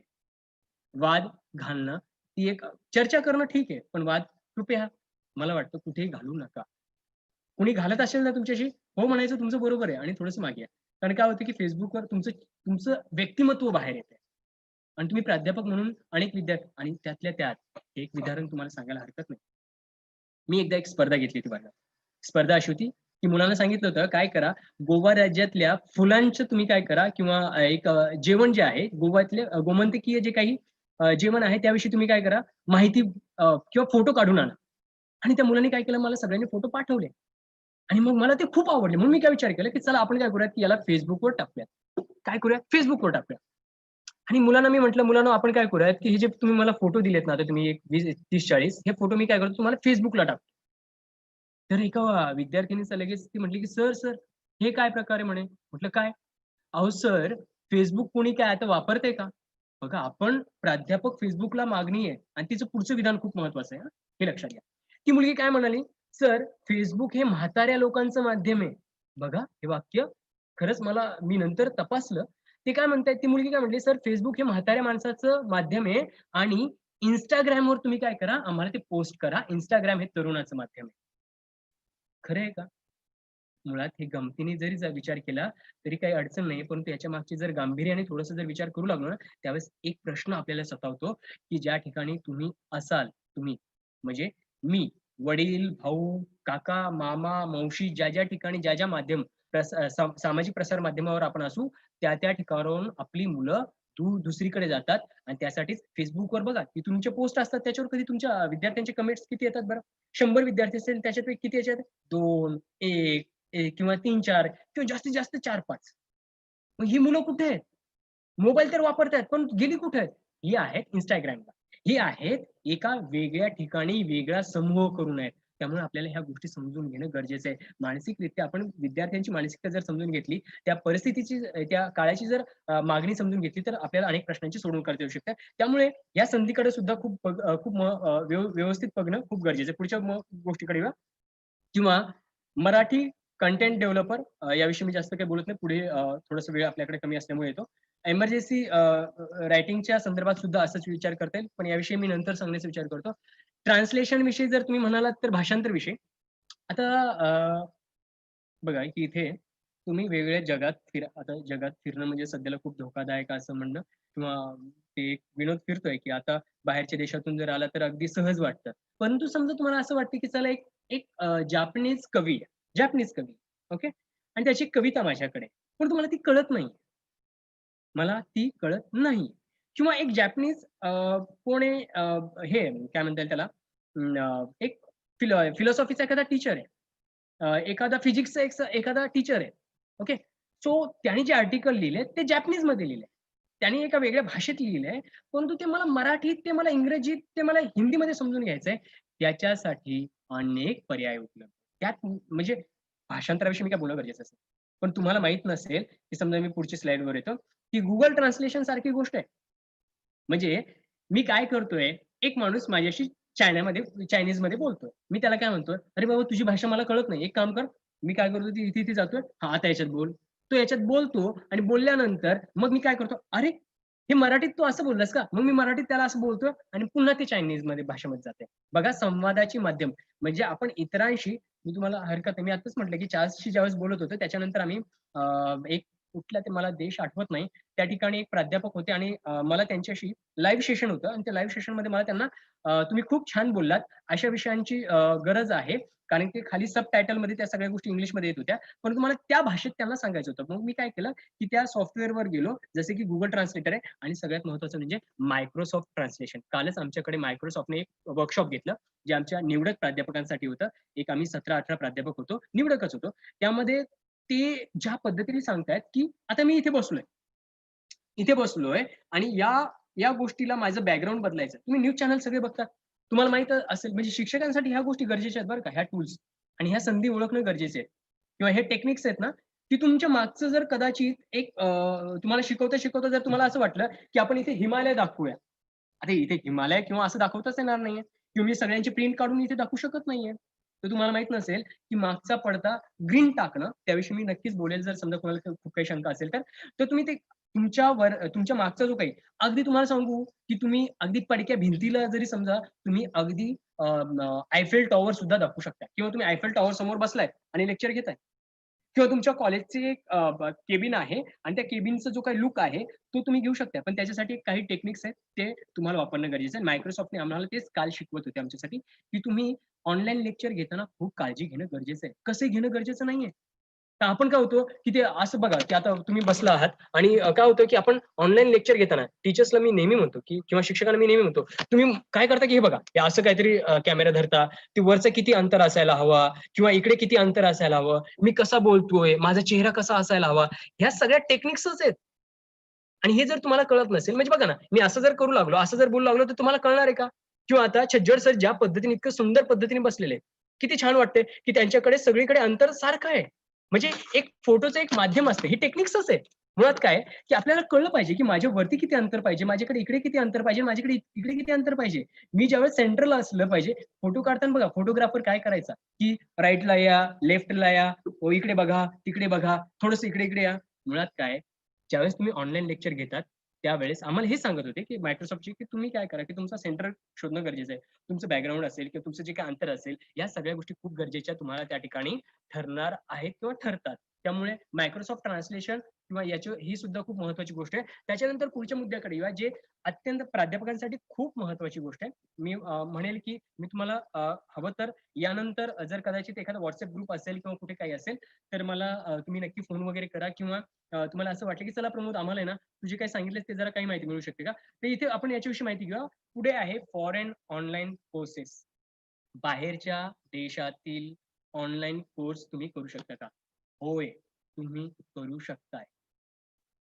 मराठीचा प्राध्यापक सुद्धा तुम्हाला ए टू झेड इतकं शब्द तरी येतात. तुम्हाला तुमचं नाव इंग्रजीत लिहिता येतंय.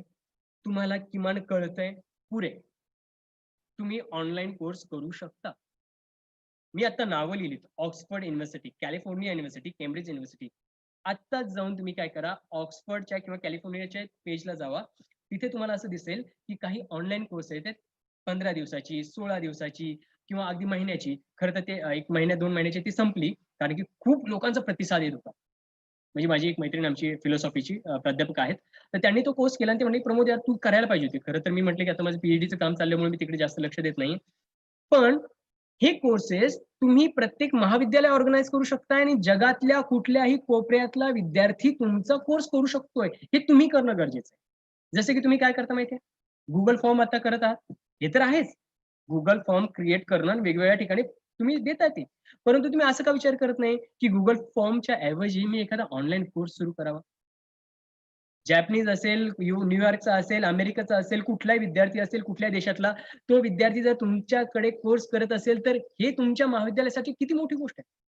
म्हणजे मी तुम्हाला सांगायला हरकत नाही, माझ्याकडे अफगाणिस्तानचा विद्यार्थी म्हणजे माझ्याकडे अफगाणिस्तानचे माझ्याकडे 2 विद्यार्थी आहेत. मी खूप चर्चा करतो त्यांच्याशी, तुमच्याकडे एज्युकेशन सिस्टम कशी आहे आणि तुम्ही इकडे का आलात? कशामुळे? काय-काय? त्यातल्यात आमचं जे काही एम-ओ-यू आहे बघा, आमच्या अनेक देशाशी एम-ओ-यू अनेक बाहेरच्या देशाशी एम-ओ-यू आहेत. तिथले विद्यार्थी आमच्याकडे येतात. नुकतेच पोलंडचे विद्यार्थी आमच्याकडे तिकडचे विद्यार्थी आले होते. मुळात सांगण्याचा उद्देश काय, की आपल्याला फक्त स्वतः बदलायचं नाहीये, तर आपली संस्था, आपलं एक महाविद्यालय आणि आपल्या विद्यार्थ्यांची भूमिका बदलायची ही सर्वात मोठी जबाबदारी तुमची असणार आहे. त्याच्यामुळेच या ठिकाणी तुम्ही जाण्याचा प्रयत्न करा आणि तुम्हाला इथे अनेक कोर्सेस दिसू शकतात. पुढे येतो, खूप वेळ कमी आहे आपल्याकडे. ब्लॉग आणि वेबसाईट याविषयी मी जास्त माहिती सांगायला नको. ब्लॉग खूप महत्वाचं आहे शिक्षकांसाठी तर असायलाच हवं. ब्लॉग आणि वेबसाईट तुम्हा सगळ्या शिक्षकांचं असायलाच हवं. गरजेचं आहे. याविषयी आपण नंतर दीर्घ चर्चा करूया. याच्यावर एक मी म्हटलंय, की प्रत्येक एका गोष्टीवर अत्यंत नाही म्हटलं तरी 2-2, 3-3 तास माझं डिस्कशन होऊ शकतंय. त्यामुळे मी झालंच तर पुन्हा कुठे माझी जर वर्कशॉप असेल किंवा कुठे काही बोलण्याची संधी असेल, तर मी काही कॉम्पॅक्ट करणार आहे. आज काय झालंय, की माझ्यासमोर प्रश्न असा होता, की तुम्हाला यांचा स्पर्श करून द्यावा. कारण इतकी मोठी लोकं आहेत. YouTubeला अनेक लोकं आहेत. त्यातल्या त्यात इथं 100 लोकं आहेत. आणखीन वेगवेगळ्या ठिकाणी तुम्हाला म्हणजे मला लोकं दिसतायत. त्यामुळे ही गोष्ट माझ्यासाठी खूप महत्त्वाची आहे. आणि हे होत असताना आपण ह्या गोष्टी ब्लॉग, वेबसाईट करणं खूप गरजेचं आहे. त्यामुळे याच्यावर जास्त न बोलता पुढे येतो. Udemy बघा, नोंद करून घ्या. काय आहे Udemy? Udemy म्हणजे तुम्हाला असं कधी वाटलंय का, की आपण एखाद्या जागतिक स्तरावर शिकवावं? तुम्हाला जर साधी इंग्लिश येत असेल, तर तुम्हाला सांगतो तुमचा शिक्षक फक्त तुमच्याच महाविद्यालयात शिकवणार नाहीये. तुम्ही जे शिक्षक आहात, तुम्ही फक्त तुमच्या महाविद्यालयात शिकवणार नाहीयेत. तर आणखीन एक सांगतो, की Lenovo Smart म्हणून एक वेबसाईट आहे. Lenovo Smart म्हणून. त्या वेबसाईटला काय आहे, की त्यांना शिक्षकांची गरज असते. किंवा Udemyवर तुम्ही काय करू शकता, की इथे तुम्हाला भरपूर कोर्स आहेत. अगदी ₹300, ₹200, ₹400, ₹500 ला पेएबल आहे. आणि त्यातल्या त्यात जर तुम्ही चांगला कोर्स जर तयार केला आणि तुम्ही जर ते शिकू लागलात, तर तुम्ही काय करू शकता की इथे सुद्धा तुम्ही वेगवेगळ्या प्रकारचे कोर्सेस काय करू शकता, तुम्ही अटेंड करू शकता आणि त्यातल्या त्यात शिकू शकता. त्यामुळे Udemy काय की ती वेबसाईट आहे. या वेबसाईटवर जाऊन तुम्ही ते चेक करू शकता. पुढे येतो वी मीडिया. प्रत्येक शिक्षकांकडे किंवा विद्यार्थ्यांकडे मुलं येतात की सर आम्ही करिअर काय करावं? यासाठी प्रत्येक जण म्हणजे या करिअरवर तर बोलण्यासाठी माझ्याकडे खूप वेगळा एक गोष्ट आहे. त्याच्यावर मला बोलता येईल.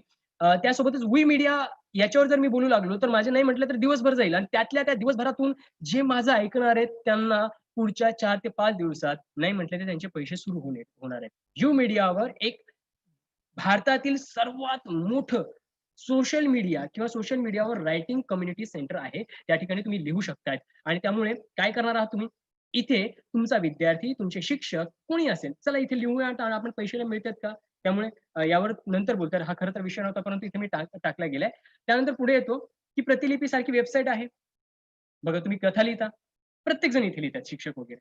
पण तुम्ही धडपडता काय? एखाद्या अंकात कथा यावी, एखाद्या वृत्तपत्रात कथा यावी, गरज नाहीये. ही सर्व माध्यमं बदलली आहेत. अभिव्यक्तीची माध्यमं बदलली आहेत, ती तुम्हाला ओळखता येणं गरजेचं आहे आणि ज्यावेळेस तुम्हाला अभिव्यक्तीची माध्यमं बदललेली दिसतील, त्यावेळेस तुम्ही काय करणार आहात, की त्या गोष्टी तिथे मांडणार आहात. त्याच्यामुळे प्रतिलिपीसारख्या या वेबसाईटला तुम्ही अनेक प्रकारच्या काय करू शकता, लेखन तिथे देऊ शकताय आणि तुमची लेखन जर तुमचं असेल, ती कथा असेल, तर हजारो लोकं तुम्हाला बघू शकतायत, वाचू शकतात आणि प्रतिक्रिया देऊ शकतात. पुढे येतो मिसळपाव ही एक वेबसाईट अत्यंत चांगली आहे. मराठीच्या शिक्षकांसाठी मी म्हणेल, की नाव जरी तसं असलं तरी त्याच्यात खूप चांगली माहिती आहे. त्यासोबतच विकिपीडिया आहे. विकिपीडियावर सुद्धा माहिती आणि मराठी विश्वकोश याविषयी मी माहिती सांगितलेलीच. एक महत्त्वाच्या 2-3 गोष्टी सांगतो आणि त्याच्यानंतर मी थांबवतो कारण की आपल्याला प्रश्नोत्तरही होणं गरजेचं आहे. Image to text. आता माझ्यासमोर ही काय आहे, हे हाताने लिहिलेलं आहे. ठीक आहे? हे हाताने लिहिलेलं आहे आणि तुम्हाला वाटतंय, की आता हे टाइप करायचंय. बरोबर? हे टाइप करून कुठेतरी वृत्तपत्रात पाठवायचंय. नक्की ना? परंतु तुम्ही असा कधी विचार केलाय का, की हे टाइप केलेलं, हेच टाइप केलेलं मी फोटो स्कॅन करतो आणि ऑटोमॅटिक टाइप होऊ शकते? होय. हे जे तुम्ही हे लिहिलेलं हाताने लिहिलेलं आहे, हे तुम्ही काय करू शकताय, की हाताने लिहिलेलं तुम्ही टेक्स्टमध्ये रूपांतरित करू शकताय किंवा एखाद्या फोटोला तुम्ही टेक्स्टमध्ये करू शकताय किंवा एखादं पुस्तक आहे, त्या पुस्तकाचं जशास तसं तुम्ही काय करू शकता, टेक्स्टमध्ये करू शकताय. त्यामुळे शिक्षकांनी ही संधी सुद्धा ओळखणं गरजेचं आहे आणि त्याचं काय खूप वेळा काय होतं, की आपल्याला अनेक कामं असतात आणि विद्यार्थ्यांसमोर आपल्याला प्रेझेंट व्हायचं असतं. त्याच्यामुळे ही एक गोष्ट तुम्ही समजून घेणं गरजेचं आहे. याच्यावर बोलेलच मी. परंतु कसं आहे, समजा की हे बघा, इथे एक पान आहे. हे काय? हे पुस्तकाचं पान आहे. या साइडला एक पुस्तकाचं पान आहे आणि हे पुस्तकाचं पान असल्यामुळे तुम्हाला एक असं दिसून येऊ शकतंय, की दुसऱ्या बाजूला काय दिसतंय, की तुम्हाला एक टाइप झालेली गोष्ट तुम्हाला दिसून येतेय. त्यामुळे ही सुद्धा एक अत्यंत महत्त्वाची गोष्ट आहे. पुढे येतो, जास्त वेळ नाहीये. Video editing app. मी आत्ताच म्हटलंय, की व्हिडिओ एडिटिंग करणं खूप गरजेचं आहे शिक्षकांनी. हे तर प्रत्येकाला माहिती असणं गरजेचं आहे. पण त्यातले कुठले चांगले व्हिडिओ ॲप आहेत, जे प्रमोद सजेस्ट करू शकतो? त्यामध्ये ही गोष्ट बघा. अ, एक आहे व्हिडिओ शो, दुसरा आहे पॉवर डायरेक्टर, तिसरं आहे काइंड मास्टर, चौथं आहे विवा व्हिडिओ. हे सुद्धा तुम्ही वापरू शकता. पण याच्यातलं सर्वात बेस्ट म्हणाल किंवा चांगलं म्हणाल, तुम्हाला जे वापरता येईल ते म्हणजे काइंड मास्टर. सोबतच काइंड मास्टर कसं वापरता येईल याच्यावरही मी तुमच्याशी चर्चा करू शकतोय. आणि लॅपटॉप जे यूज करताय त्यांच्यासाठी फिल्मोरा अत्यंत महत्त्वाचं सॉफ्टवेअर आहे. सॉफ्टवेअर आहे. हे ॲप नाहीये, सॉफ्टवेअर आहे. हे सॉफ्टवेअर जर तुम्ही वापरून जर एडिट करत असाल आणि तुम्हाला वर्गात हे शिकवणं गरजेचं आहे. पुढे तुम्ही धावतं घेतो माफ करा, कारण की वेळेचे आपल्याकडे थोडंसं बंधन असल्यामुळे आपल्याला थोडं धावतं घेणं गरजेचं आहे. पुढे तुम्ही screen recording tool. Screen recording tool काय आहे, की तुम्ही आता बोलत आहात. हे मी आता स्क्रीन रेकॉर्ड करू शकतो आणि उद्या वर्गात दाखवू शकतो किंवा समजा मी आता हे मोबाईल आणि या मोबाईलवर जर समजा मी आता बोलतोय आणि हे मोबाईलमध्ये जी गोष्ट आहे ही माझ्या विद्यार्थ्यांना कळावं, हे जर करायचं असेल तर त्यासाठी सुद्धा स्क्रीन रेकॉर्डर टूल्स आहेत आणि ते टूल्समध्ये 3 टूल्स मला खूप चांगले आवडतात, ज्याच्यामध्ये आईस्क्रीम, स्क्रीन रेकॉर्डर जे हे तिन्हीही तुम्हाला पैसे देऊन करायचे. आता आणि आणखी एक तुम्हाला सांगतो, सगळ्या प्राध्यापकांना सांगतो. विनंती आहे तुम्हाला सगळ्यांना. कुठलीही गोष्ट मोफत घेऊ नका. कृपया मोफत घेऊ नका. पैसे जातील, परंतु तुमचा डेटा खूप लीक होईल. आपल्याला वाटतं फ्रीमध्ये आहे पैसे. कृपया असं काहीही करू नका, जे तुमचे डेटा म्हणजे तो एक सुरक्षित राहू शकतो, स्वीकार राहू शकतो आणि त्याच्यामुळे काय, की ice cream screen recorder flashback express आणि स्क्रीन कास्ट यासारखी जी काही ऍप आहेत ती वापरणं गरजेचं आहे. पुढे येतो स्क्रीन शेअर. वर्गात तुम्ही शिक्षक जाता आणि त्याच्यानंतर तुमच्याकडे एक प्रोजेक्टर असतो, एक मोठी स्क्रीन असते. परंतु तुम्हाला माहिती मी एका ठिकाणी असं म्हटलं होतं की वर्गातल्या स्क्रीनवर किंवा माझ्या बोर्डवर मी खडू वापरत नाही, डस्टर वापरत नाही. काय करतो मी, माझा मोबाईल वापरतो आणि माझ्या मोबाईलवर मी लिहितो, ते ऑटोमॅटिकली तिकडे जाते. याला कुठली वायर लावली जात नाही. या मोबाईलला मी कुठलीही वायर न लावता लॅपटॉपला वायर जर समजा तिथे लागू शकते. त्याच्यानंतर एक कनेक्टर आहे, त्या कनेक्टरचं नाव मला आठवत नाहीये. ते कनेक्टर मात्र थोडंसं महाग आहे, एक 3-4 हजार रुपयाला आहे. परंतु ते न करता तुमच्याकडे लॅपटॉप आहे, त्यावर तुम्ही काय करू शकताय की इथे लिहू शकताय. समजा मला एखादा शब्द लिहायचा आहे, एखादी गोष्ट लिहायची, मी इथे टाईप करू शकतो. इथे तुम्हाला टाईप करता येते उत्तम पद्धतीने, तर ते तुम्ही काय करू शकताय, तिकडे स्क्रीनवर दाखवू शकताय. हे एक अत्यंत महत्त्वाची गोष्ट आहे. त्याच्यामुळे स्क्रीन शेअर सुद्धा गरजेचं आहे. आता कसं करायचं की लॅपटॉपवर याविषयी पण नंतर तुमच्याशी चर्चा करता येईल. सिस्टीम डिस्प्ले आहे. त्याच्यानंतर बघा की इथं तुम्हाला स्क्रीन दिसत असेल की माझा जसा मोबाईल आहे ना, जशाच तसा माझा स्क्रीन शेअर माझ्या लॅपटॉपला दिसणे. याच्यावर माझ्या युट्यूबला एक व्हिडिओ आहे, तेही तुम्ही बघू शकता. पुढे येतो फोटो मॅथ. इथे गणिताचे अनेक शिक्षक मला काही माझे 1-2 मित्र आहेत, त्यासोबतच अनेक लोक असतील. तुम्हाला असं कधी वाटलंय का की चला एक गणित खूप मोठं आहे, एक मोठ्या भिंतीवर लिहिलेलं आहे, ओके, किंवा इथे लिहिलेलं आहे आणि हा मोबाईल घेतला आणि फक्त कॅमेरा ऑन करायचा आहे आणि तिथे हे करायचंय, किंवा माझं काय करायचंय की माझ्यासमोर गणित आहे, ओके, माझ्यासमोर लिहिलेले आहेत, परंतु त्याची मला सोडवणूक करायची आणि सोडवणूक केल्यानंतर मला काय करणार आहे की ते गणित बघा एका कॅमेऱ्याच्या माध्यमाने तुम्ही काय करू शकता सहजपणे. कॅमेऱ्याच्या बघा तो, आणि तो ऍप कोणता आहे, फोटो मॅट नावाचा ऍप आहे. तुम्ही इन्स्टॉल करू शकता. प्रत्येकाने इन्स्टॉल कराच, मी असं म्हणेल. हे काय मी तयार केलेलं नाही किंवा मी याची ऍडव्हर्टाईज करतोय असं नाही. युट्यूब चॅनलवर अनेक लोक दाखवतात ना की हे ऍप खूप महत्वाचं आहे, असं करा तसं करा, तुमच्यासाठी महत्वाचं. मुख्यतः याचा आपल्या शैक्षणिक जीवनात किंवा आपल्या शैक्षणिक संस्थेत आणि त्याच्यात अध्यापक म्हणून याचा वापर करणं गरजेचं आहे. त्यामुळे फोटो मॅथ काय करते तुमचं की एखादं गणित असेल ते फक्त कॅप्चर करायचे आणि ते कॅप्चर करून काय होतं, लगेच तिथे काय होतंय, उत्तर तुम्हाला मिळलं जाते. पुढे येतो अगदी शेवटच्या गोष्टीकडे, समारोपाकडे येतो मी. या सगळ्यामध्ये माझं उद्देश काय आहे, बोलण्याचा उद्देश काय आहे. म्हणजे मला नेहमी असं म्हटलं की प्रमोद तू जे बोलतोस ते जरा चांगलं बोलतोस, काहीतरी वेगळं बोलतोस. मी आता पहिल्यांदा काय म्हटलं होतं, मी जे बोलणार आहे सोप्या भाषेत बोलणार आहे. पहिलं विधान होते. एकच उद्देश आहे माझा, एकच हेतू माझा, आणि तेच माझ्या समोर आहे. काय काळ बदललाय, 2-3 गोष्टी आपल्याशी निगडीत झालेल्या आहेत. आपलं जीवनमान बदलत चाललंय आणि त्यात काय होतंय की आपल्याला बघा की मोबाईल आला, सगळं आलं, पण तुम्हाला माहिती 2-3 गोष्टी आणखीन आल्या. तोंडाला मास्क असणं कंपल्सरी आलं. हाताला सॅनिटायझर शब्द तुमच्या जीवन आता जगण्यात आलाय. आणि तुमच्यात आणि माझ्यात किती मीटरचं अंतर असणं, डिस्टन्स. बघा शब्द किती धडाधड आपल्याकडे येत आहेत. या सगळ्यामध्ये शैक्षणिक व्यवस्था बदलणं हे साहजिकच आहे. जर ही सगळी गोष्ट बदलत असेल तर शिक्षणही खूप बदलणार आहे. मुळात शैक्षणिक संस्था बंद पडणार नाहीये किंवा तुमच्या नोकरीवर कुठेही काही परिणाम होणार नाहीये, असं भीती बाळगू नका की आता काय होणार काय. शिक्षकाची तेच असणार आहे, विद्यार्थी तेवढेच असणार आहे. विद्यार्थी बघा स्कूल पद्धतीची जी एक परंपरा जर बघितली तर आजपर्यंत शिक्षण व्यवस्था डेव्हलप होत चालली आहे, ती प्रगतीपथावर आहे, थांबणार नाहीये. आपण नको त्या भीतीमध्ये ना आपल्याला काय होतं माहिती का, चूक करतो आपण त्या गोष्टीला, नको तसं अनालिसिस करतो आणि चुकीचं हे करून बसतो. त्यामुळे पहिल्यांदा माझं जे पहिलं विधान आहे या समारोपातलं, या सगळ्यासाठी तुम्हाला योग्य मार्गदर्शक असायला हवा. जर योग्य मार्गदर्शक नसला तर अनेक गोष्टी चुकतात. म्हणजे प्रमोद सारखा एखादा मार्गदर्शक येतो आणि तो काहीतरी सांगतोय, तो तरुण आहे की कसा हे माहित नाही, एक नव्या विचाराचा आहे, नव्या गोष्टी हे करतोय, नव्या गोष्टी आपल्यापर्यंत पोहोचवतोय आणि ते गरजेचं आहे. त्यामुळे ही जर गोष्ट तुम्हाला जर कळाली तर आपल्याला कळणं गरजेचं आहे. त्याच्यानंतर दुसरी गोष्ट, विद्यार्थ्यावर कृपया कुठलीही गोष्ट लादू नका. तुम्ही म्हणत असाल प्रमोद मग एवढं सांगितलं ते कशासाठी सांगितलं, बरोबर आहे. मुळात काय, मी एवढ्या सगळ्या गोष्टी याच्यासाठी सांगितल्यात की तुम्ही पहिल्यांदा सुशिक्षित व्हा. टीचर्स सांगितलं मी, हे टीचर्ससाठी. पहिल्यांदा तुम्ही सुशिक्षित व्हा, वर्गात जा, वर्गात जाऊन शिकवा. तिसरी गोष्ट काय आहे, सोप्या गोष्टीला कृपया अवघड करू नका. इंग्लिशमध्ये सांगण्याची काही गरज नाहीये. किंवा इंग्लिशचाच माणूस बोलवण्याची काही गरज नाहीये. तुमच्याकडे हजारो पर्याय आहेत. ते शोधा, त्यांना बोलवा. पटकथेवर एखादा चांगला माणूस बोलतोय त्याच्याकडे बोलवा. तुमच्या विद्यार्थ्यांशी संपर्क साधण्यासाठी एखादा चांगला माणूस बोलवा किंवा प्रमोदला पुन्हा बोलवा. काही अडचण नाही, प्रमोद तयार आहे. पण सोप्या गोष्टीला अवघड करू नका. मी पहिलंच विधान केलं होतं, आपल्याकडे खूप मोठी परंपरा आहे. क्लिष्ट करून ठेवायचं. सर्वसामान्य तो माणूस किती वाचतो याच्याशी जाणीवच नसते आपल्याला. त्यामुळे ही गोष्ट करू नका. तिसरी गोष्ट म्हणजे शिक्षण म्हणजे नोकरी नव्हे. आपल्याकडे हे चुकतंय. शिक्षण म्हणजे नोकरी नव्हे. आणि जर तुम्हाला हे जर कळालं तर तुम्ही खूप गोष्टी करू शकता. आणि एक पाचवी गोष्ट म्हणजे मला असं वाटतं शिक्षकांसाठी. तुम्हाला शिकवताना आनंद मिळायला हवं किंवा तुम्हाला आत्मिक समाधान मिळायला हवं शिकवताना. आणि 6वी गोष्ट या सगळ्या माफ करा, व्यवस्थित म्हटलेलं आहे. या सगळ्या व्यवस्थेत शिक्षकांची भूमिका अत्यंत महत्त्वाची. हे जे काळ आहे, आता जे तुम्ही जे बोलता आहात ना, आपण थांबलेलो नाहीये. शिक्षक कधीही थांबत नाहीये.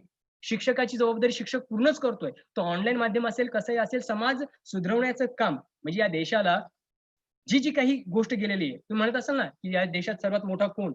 मी सांगतो या देशात आपल्याकडे थोडंसं दुर्दैव आहे आपलं, की शिक्षण व्यवस्थेला तेवढं गांभीर्याने घेतलं नाही. इथला पंतप्रधान असेल किंवा अगदी IPS कोणी असेल, त्याला घडवण्याचं काम तुम्ही आणि आम्ही केलंय.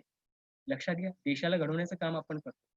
त्यामुळे तुमची आणि माझी खूप महत्त्वाची भूमिका या काळात राहणार आहे. बोलताना, वागताना, या सर्व प्रसार माध्यमांना, या सर्व नवीन टेक्निक्सना कसं वापरायचंय, ही जर तुम्हाला गोष्ट कळत असेल, तर अनेक दिशा आपल्यासाठी उघडणार आहेत. आणि आपली एक भूमिका जी म्हणजे या देशाला, या जगाला जर कोणी एका व्यवस्थेमध्ये ठेवण्याचं काम करत असेल, तर तो म्हणजे शिक्षक. त्याच्यामुळे आपली भूमिका खूप महत्त्वाची आहे. आणि सर्वात शेवटचा मुद्दा म्हणजे जगाच्या स्पर्धेत नव्हे, परंतु स्वतःला समाधान वाटेल असं शिक्षण देणं गरजेचं आहे. आपल्या विद्यार्थ्यांना जगाच्या स्पर्धेत पाठवू नका. त्यांना स्पर्धेत पळू देऊ नका. तुमचा विद्यार्थी जर YouTube चॅनल करत असेल ना, प्लीज त्याला तेच करू द्या. दबाव आणू नका. त्यामुळे ह्या सगळ्या गोष्टी खूप महत्त्वाच्या आहेत. अनेक गोष्टी होत्या. खरं तर मी फक्त PPTच्या संदर्भातच नव्हे, तर इथे काय करता येईल, की आपल्याला अनेक गोष्टींना स्पर्श करता येईल. परंतु वेळेचा अभाव असल्यामुळे आता आपण प्रश्न उत्तराकडे येऊया. आणि त्यामुळेच मला इथे बोलण्याची संधी दिली किंवा मला इथे जी काही व्यक्त होण्याची संधी दिली त्याबद्दल मी सर्वांचे आभार व्यक्त करतो. खरं तर अखिल भारतीय राष्ट्रीय शैक्षणिक महासंघ, उत्तर महाराष्ट्र विद्यापीठ आणि महाविद्यालय शिक्षक संघटना यांच्या संयुक्त विद्यमाने जे काही हे राष्ट्रीय चर्चासत्र, हे या सगळ्या चर्चासत्राचे कप्पे जर तुम्ही बघितले, पहिल्या सत्रापासून जे काही राजस्थान विद्यापीठाचे कुलगुरू असतील, थेट आजपर्यंत जे काही छज्जड सर वगैरे त्यांचे जे काही विचार असतील किंवा जे काही त्यांचा जो धागा होता, ते धागा मला अगदी तुमच्यापर्यंत नेणं गरजेचं होतं. आणि त्यामुळे या सगळ्यांचं मी, या संस्थेचं, या संघटनेचं मी प्रथमतः मी या गोवा राज्याचं प्रतिनिधित्व करतोय. गोवा राज्याकडून मी खरंच मनापासून आभार व्यक्त करतो. त्यासोबतच या कार्यक्रमाला जे काही अध्यक्ष लाभले होते, आदरणीय प्राचार्य डॉक्टर PP छाजेड सर. काय झालं छाजेड सरांचं, की मी मागेच ऐकलं होतं, की मी जळगावकडे आलो होतो आणि तिथे खूप छान त्यांच्याविषयी चर्चा ऐकत होती, की किती चांगला प्राचार्य वगैरे असू शकतो किंवा काय नाही. आणि आज मी म्हटलं, की पहिल्यांदाच म्हटलं, की अशी शिक्षक जर आपल्याला असं एक वेगळ्या ठिकाणी भेटतात, खूप बरं वाटतं मला, की खूप प्रेरणा मिळते माझ्यासारख्या तरुणांना. आणि त्यातल्यात ठीक आहे, आणखीन दीर्घ चर्चा करता येईलच. या कार्यक्रमासाठी आणि उद्घाटक म्हणून आदरणीय डॉक्टर राजेश जयपूरकर सर यांचे मी आभार व्यक्त करतो. सोबतच मुक्ताचे अध्यक्ष नितीन बारी सर. आणि खरं तर या कार्यक्रमासाठी माझ्या मागे सातत्याने जे काही मला पाठबळ देणारे प्रमोद सर, तुम्ही खूप छान बोलता, तुम्ही खूप काहीतरी करू शकता, तुम्ही जे हसत बोलता आणि सहज भाषेत बोलता. किती एक सहज माणूस एखाद्या माणसाला प्रेरित करतो ना, ते खरंच शिकावं चंद्रशेखर वाणी सरांकडून. डॉक्टर चंद्रशेखर शेखर वाणी सर, खरंच या राज्यातून एका व्यक्तीला तुम्ही नेतृत्व करण्याची संधी दिली, त्याबद्दल मी आमच्या राज्याकडून, माझ्या महाविद्यालयाकडून आणि माझ्याकडून खरंच आभार व्यक्त करतो. त्यासोबतच या व्यवस्थेला, संपूर्ण टेक्निकल व्यवस्थेला सांभाळणारे दिनेश भक्कड सर, आपले सुद्धा खूप खूप आभार व्यक्त करतो. आणि संपूर्ण महाराष्ट्रातून, भारतातून जे काही आता मी जे बघतोय, की एक 700-800 पर्यंत जी संख्या YouTubeला गेली होती आणि इथे अजूनही 100 लोक अजूनही हल्ली नाहीयेत.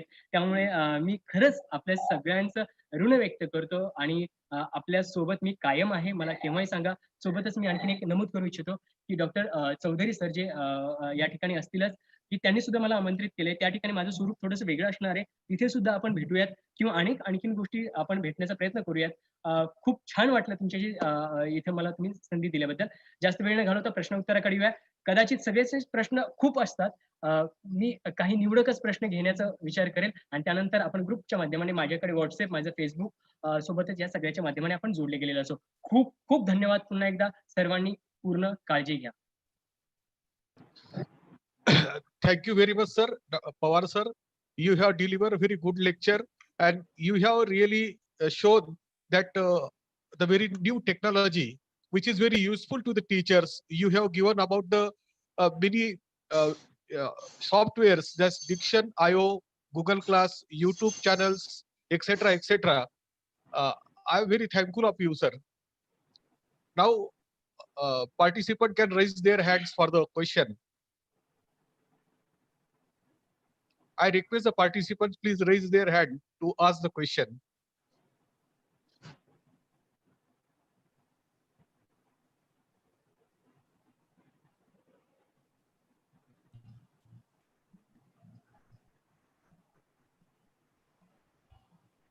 डॉक्टर राम सर, आपण प्रश्न विचारू शकता.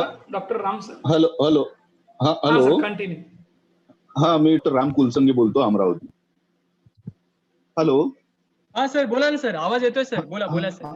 हा हा एका गुगल क्लास मध्ये साधारणतः आपण किती विद्यार्थ्यांना प्रवेशित करू इच्छितो आणि ज्याच्याकडे गुगल्स ऍप्स नाही अशा विद्यार्थ्यांचं काय करायचं ते आपल्याला थोडस माहिती दिली तर बरं होईल. सर, खरं तर त्याला मर्यादा नाहीये आपल्याकडे. आपण अगदी अनलिमिटेड विद्यार्थी, अगदी 500-600 असे विद्यार्थी तिथे जोडू शकतो. एक मुद्दा. दुसरी गोष्ट तुम्ही म्हणालात की ज्यांच्याकडे ही गोष्ट उपलब्ध नाही त्यांच्यासाठी काय. खरंच सर, मला मी जे काही बोललोय ते महाविद्यालयातल्या विद्यार्थ्यांसाठी मी प्रयत्न करतो आणि त्यातल्या त्यात असं नसेलच तर त्या घरातल्या पर्यायी व्यवस्था आपल्याला उपलब्ध करावी लागेल. किंवा ह्या टेक्निकल गोष्टी तिथपर्यंत मला हे करता येणार नाहीये की चला आपण तिथे काहीतरी करू शकतो ज्यांच्याकडे मोबाईलच नाही.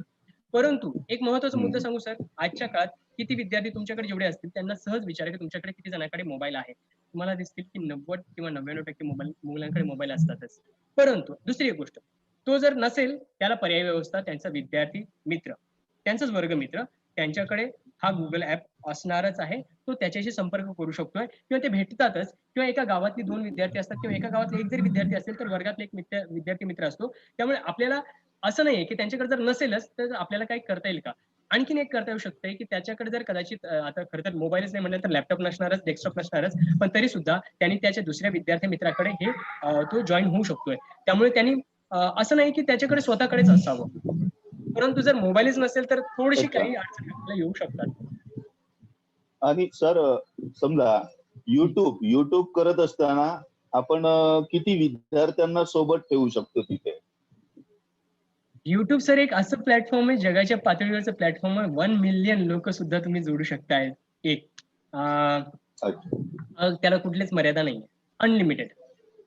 आणि सर मी दुसऱ्यांदा मराठीमध्ये ऐकतो आहे वेबिनार. खरोखर अगदी पवार सर तुमचा मनापासून अगदी अभिनंदन. खूप जवळपास मी 24 या लॉकडाऊन कालखंडामध्ये 25 ते 30 वेबिनार केली आणि माय बोली मराठी मधून दुसऱ्यांदा ऐकतोय. एक धुळेमधून ऐकलाय आणि हा आता आपल्या ठिकाणाहून. त्यामुळे माय बोली मराठीचा अभिमान बाळगून अगदी धन्यवाद देतो. खूप छान, परंतु थोडीशी गडबड झाली, पण खूप छान माहिती दिली. हे तुमचं खरोखरच मनापासून अगदी अभिनंदन सर. खूप खूप धन्यवाद सर. काळजी घ्या सर. अध्यापक चंदू पाटील सर. हॅलो. हा sir, continue. Hello Pawar sir, आपण फार चांगल्या प्रकारे मराठी आपले मुद्दे क्लिअर केले. पण मला एक विचारायचं होतं, तुम्ही युट्यूब विषयी जे बोललेले आहात की त्याच्यामध्ये पेज कसं काय क्रिएट केलं जातं, त्याचा प्रत्येक मुद्दा तुम्ही चांगल्या प्रकारे मांडला. पण ते डिटेल जर राहिलं असतं तर ह्या 100 पेक्षा 100 सर्वांनी चांगला. आता काही लोक बोलत नसेल त्याबद्दल हे नाही, पण हे एकदम फास्ट झालं. म्हणजे तुमच्याकडे ज्ञान आहे भरपूर ज्ञान आहे असं तुमच्या बोलण्यावरून पूर्ण आलं, पण सर्वसामान्यांना त्याचा फायदा व्हायला पाहिजे. अगदी सर. सर या संदर्भात पहिले एक गोष्ट सांगू शकतो की तुम्ही जर पैशाचं सर जर म्हणत असाल तर याचे 3 नियम आहेत YouTubeचे चॅनलचे. पहिलं म्हणजे तुमच्याकडे 1000 सबस्क्रायबर असलं पाहिजे, एक अट. दुसरी अट, तुमचं चॅनल 4000 तास बघितलं पाहिजे आणि तिसरी अट जी सोपी आहे, 10,000 लोकांनी बघितलं पाहिजे. ह्या 2-3 गोष्टी जर तुमच्या YouTubeच्या जर झाल्या तर तुम्ही पहिल्यांदा जो व्ह्यूअर असतो, त्याच्यानंतर तुम्ही YouTube पार्टनर होता आणि YouTube पार्टनर झालात की तुम्हाला बँक डिटेल्स विचारले जातात, ज्या कुठेही कोणत्याही प्रकारच्या रिस्की नाही. आणि तुमच्या महिन्याला अगदी तुम्ही चॅनल बंद जरी केला, माफ करा, तुम्ही चॅनलवर काही टाकलं नाही आणि तुमचं YouTube चॅनल चालू आहे, कोणीतरी बघतंय, तुम्हाला महिन्याच्या महिन्या $10, $15, $20 असे तुमच्या अकाउंटला जमा होत राहतात. म्हणजे ही गोष्ट इन्व्हेस्टमेंट सारखी आहे. त्याच्यामुळे असं काही नाहीये. आणि त्यातल्या त्यात खरं सांगू सर, मला या टूल्सला स्पर्श करायचा होता. त्यामुळे मला डिटेल्समध्ये मी म्हणूनच म्हटलं की या प्रत्येक गोष्टीला जसं YouTube चॅनलवरच एक चांगला सेशन होऊ शकतोय. मी काल परवा म्हणजे माझ्या काकांचंच डॉक्टर प्रभाकर पवार जे आहेत औरंगाबादचे, त्यांचं स्वतःचं चॅनल आहे सर. एक 3 महिन्यात सर त्यांचे 2-3,000 सबस्क्रायबर झाले. कंटेंट चांगलं देत आहेत. त्याच्यामुळे असं काही नाहीये. महत्त्वाच्या 3 अटी जर झाल्या तर तुम्हाला लगेच YouTube चॅनल तुम्हाला पत्र पाठवतंय. तुम्हाला एक प्रकारची भेटवस्तू पाठवतंय आणि खूप चांगल्या संधी तुम्हाला उपलब्ध करून देत आहे. YouTube सारखं प्लॅटफॉर्म मला वाटत नाही की या काळात असू शकते.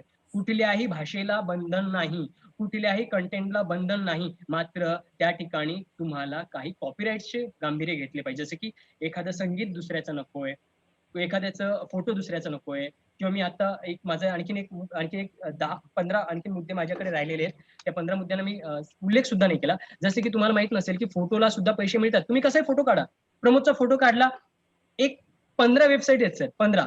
त्या 15 वेबसाईटवर प्रमोदचा फोटो टाका. तुम्हाला कुठल्या तरी वेबसाईटवरून प्रमोदच्या फोटोला पैसे दिले जाते. याची जाणीव आपल्याला नाहीये. मुळात हे सगळं सिक्युअर आहे. पण सगळ्यात मुद्दा महत्वाचा काय, तुमचा प्रश्न असा होता की पैसे अत्यंत व्यवस्थितपणे फक्त ह्या 3 अटी तुम्ही पहिल्यांदा कंप्लीट करणं गरजेचं आहे. आणि दुसरी गोष्ट, एक सगळ्यात महत्वाची अट राहिली, 1 वर्षाच्या आत तुम्हाला ह्या 3ही गोष्टी अटी पूर्ण कराव्या लागतात. तुम्ही हा चॅनल शब्द जो वापरला, त्या चॅनलचं मला हे समजलं नाही. चॅनल म्हणजे YouTube तर आपण सर्वच जण वापरतात, पण हा जो चॅनल आहे, या चॅनलचा अर्थ थोडा समजून सांगाल तर ठीक आहे. सर चॅनल म्हणजे काय आहे की बघा, तुम्हाला न्यूज चॅनल तुम्ही म्हणता सर, हा, अगदी तसंच आहे. माझं स्वतःच सर, एक काय होतं, एक काळ असा होता, सगळ्या गोष्टी म्हणजे बघा, शिक्षणाची व्यवस्था काही लोकांच्या हातात होती, लेखनाची व्यवस्था काही लोकांच्या हातात होती, आणि एक काळ असा होता की एकच चॅनल आपण बघायचो, दूरदर्शन. नंतर स्वरूप बदलत गेलंय आणि नंतर काय झालंय, जे चॅनल देईल ना न्यूज चॅनल तेच आपण ऐकायचो, डोक्यात घ्यायचो, स्वीकारायचो आणि आपल्याला तेच वास्तव वाटायचं. पण नंतर काय झालंय की अनेक अभिव्यक्तीची माध्यमं बदललीत. माझं स्वतःचं चॅनल म्हणजे टीव्ही चॅनल मी करू शकतोय. तुम्हाला वाटतंय की चला आपण एक काम करूया की आपल्या विद्यार्थ्याला घेऊन एक वेब सिरीज तयार करूया, एक चित्रपट तयार करूया. मी म्हटलं ना आता, पटकथा करता येऊ शकते, एखादं कवी संमेलन घेता येऊ शकते. तुम्ही त्या चॅनेलवर, म्हणून चॅनल म्हणजे काय, त्या ठिकाणी येणारी हीच गोष्ट की एकत्रित करणारी गोष्ट. त्यामुळे ही एक महत्वाची गोष्ट आहे. त्यामुळे असं काय नाही की त्याला चॅनल शब्द लावल्यामुळे खूप काही मोठी गोष्ट असणार आहे सर. नाही, मी तसं म्हटलं पर्टिक्युलर आपल्या नावाचं म्हणजे होऊ शकते का की नाही, जर आपण ते नाव म्हणजे असं काही हे आहे का त्याच्या? हा सर, जसं की आता बघा ना, माझं चॅनल होतं, मी नाव बदललं माझं, पुणेरी प्रमोद म्हणून माझं चॅनल होतं. जसं की झी टीव्ही आहे, एबीपी माझा आहे, किंवा चंदू पाटील, डॉक्टर चंदू पाटील असं नाव सुद्धा आपण युट्यूब चॅनल देऊ शकतो. खूप चांगल्या संधी आहेत सर याच्यात. मला असं वाटतं की मी एक खरंच मला असं, मी स्वतःच एक युट्यूब चॅनलवर मी करणार आहे की तुम्ही काय करू शकता हे करिअरच्या, आणि त्यातल्यात खरं सांगतो प्राध्यापकांसाठी खूप महत्वाची गोष्ट आहे. प्राध्यापकांसाठी अगदी गाणं येते, रांगोळी येते, मेहंदी काढता येते, भाजी बनवता येते, अगदी गवत कापता येतंय, घास कापता येतोय, याच्याविषयी सुद्धा तुम्ही सांगू शकता. लोकांना त्याची गरज आहे सर. अगदी तुम्हाला वाटते की हा इयरफोन कसा वापरावा हे लोकांना माहित नाहीये, मोबाईल कसा वापरावा हे माहित नाहीये, एक मेसेज कसा फॉरवर्ड करावा ते माहित नाहीये, लॅपटॉप कसा ऑन करावा हे माहिती नाहीये. सर, शिंक आली तर कुठलं औषध घ्यावं, डॉक्टरच्या ऐवजी युट्यूबला विचारतो आपण. पायाचं हाड मोडलंय त्याच्यासाठी काय करावं, खूप खूप असंख्य माहिती आहे. आणि ते तुम्हाला नाही, आम्हाला माहिती आहे. आमच्या बांधावर असलेले जे काही गवत आहे, त्या गवताचं महत्व सांगायला तुम्ही सुरुवात करा. लाखो लोक तुम्हाला बघणार आहेत आणि ते बघणार आहेत. दुसरी गोष्ट, तुम्हाला आत्मिक समाधान आणि लोकांकडून या चॅनल आपल्या युट्यूब कडून तुम्हाला पैसे. धन्यवाद सर. ठीक आहे, thank you sir. Chandu Patil sir, कुठून बोलताय आपण? मी भंडारावरून बोलतो सर. चालेल, थँक्यू सर. आपण सर Thank you, भंडाऱ्याचे म्यूट तुम्ही करा सर माझ्याचा- आपण सर. हो ठीक आहे sir. Thank you thank you sir.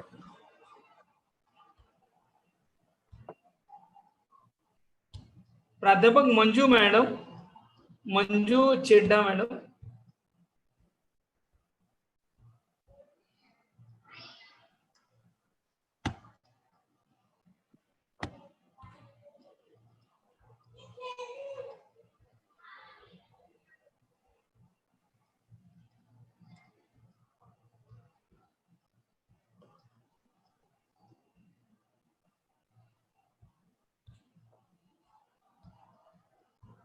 Manju madam unmute होत नाहीये.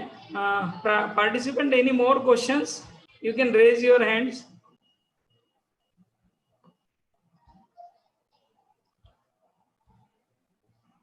मंजू मॅडमचं इंटरनेटचा प्रॉब्लेम असेल. Is there any questions? Sir conclude करून घ्या. मला वाटतं नाही वाटतं कोणी. चालेल चालेल. ठीक आहे, आपण थांबूया सर. हो. भावेश सर युट्यूबला बरेच प्रश्न आहेत, परंतु त्यांची प्रश्नाची उत्तर आपण नंतर देण्याचा प्रयत्न करूया sir. Bhaviskar sir continue. Okay, sir. Now I put vote of thanks. Firstly, I am thankful of Professor Pramod Pawar, who has delivered an excellent lecture on the opportunities and new techniques for teachers. I'm really thankful of you, sir, on the behalf of all participants. I also extend my vote of thanks to our chief guest, Principal Dr. P.P. Chhajed, sir. He has also given a very inspiring message to us. I am also thankful of webinar conveners, Professor Nitin Bari, sir, and Professor Dr. Chandrasekhar Wadi, sir. I again extend my vote of thanks to webinars organizing secretaries, Professor Dr. Aviraj Badguzar, sir, and Professor Dr. Dinesh Bhakkar, sir. At the same time, I am thankful of participants who joined in Zoom and YouTube Live. And now, with the kind permission of the organizers, I declare that today's webinar is over. We will meet again tomorrow at the same time and at the same place. Thanks. Thank you so much, sir. Now wind up, sir.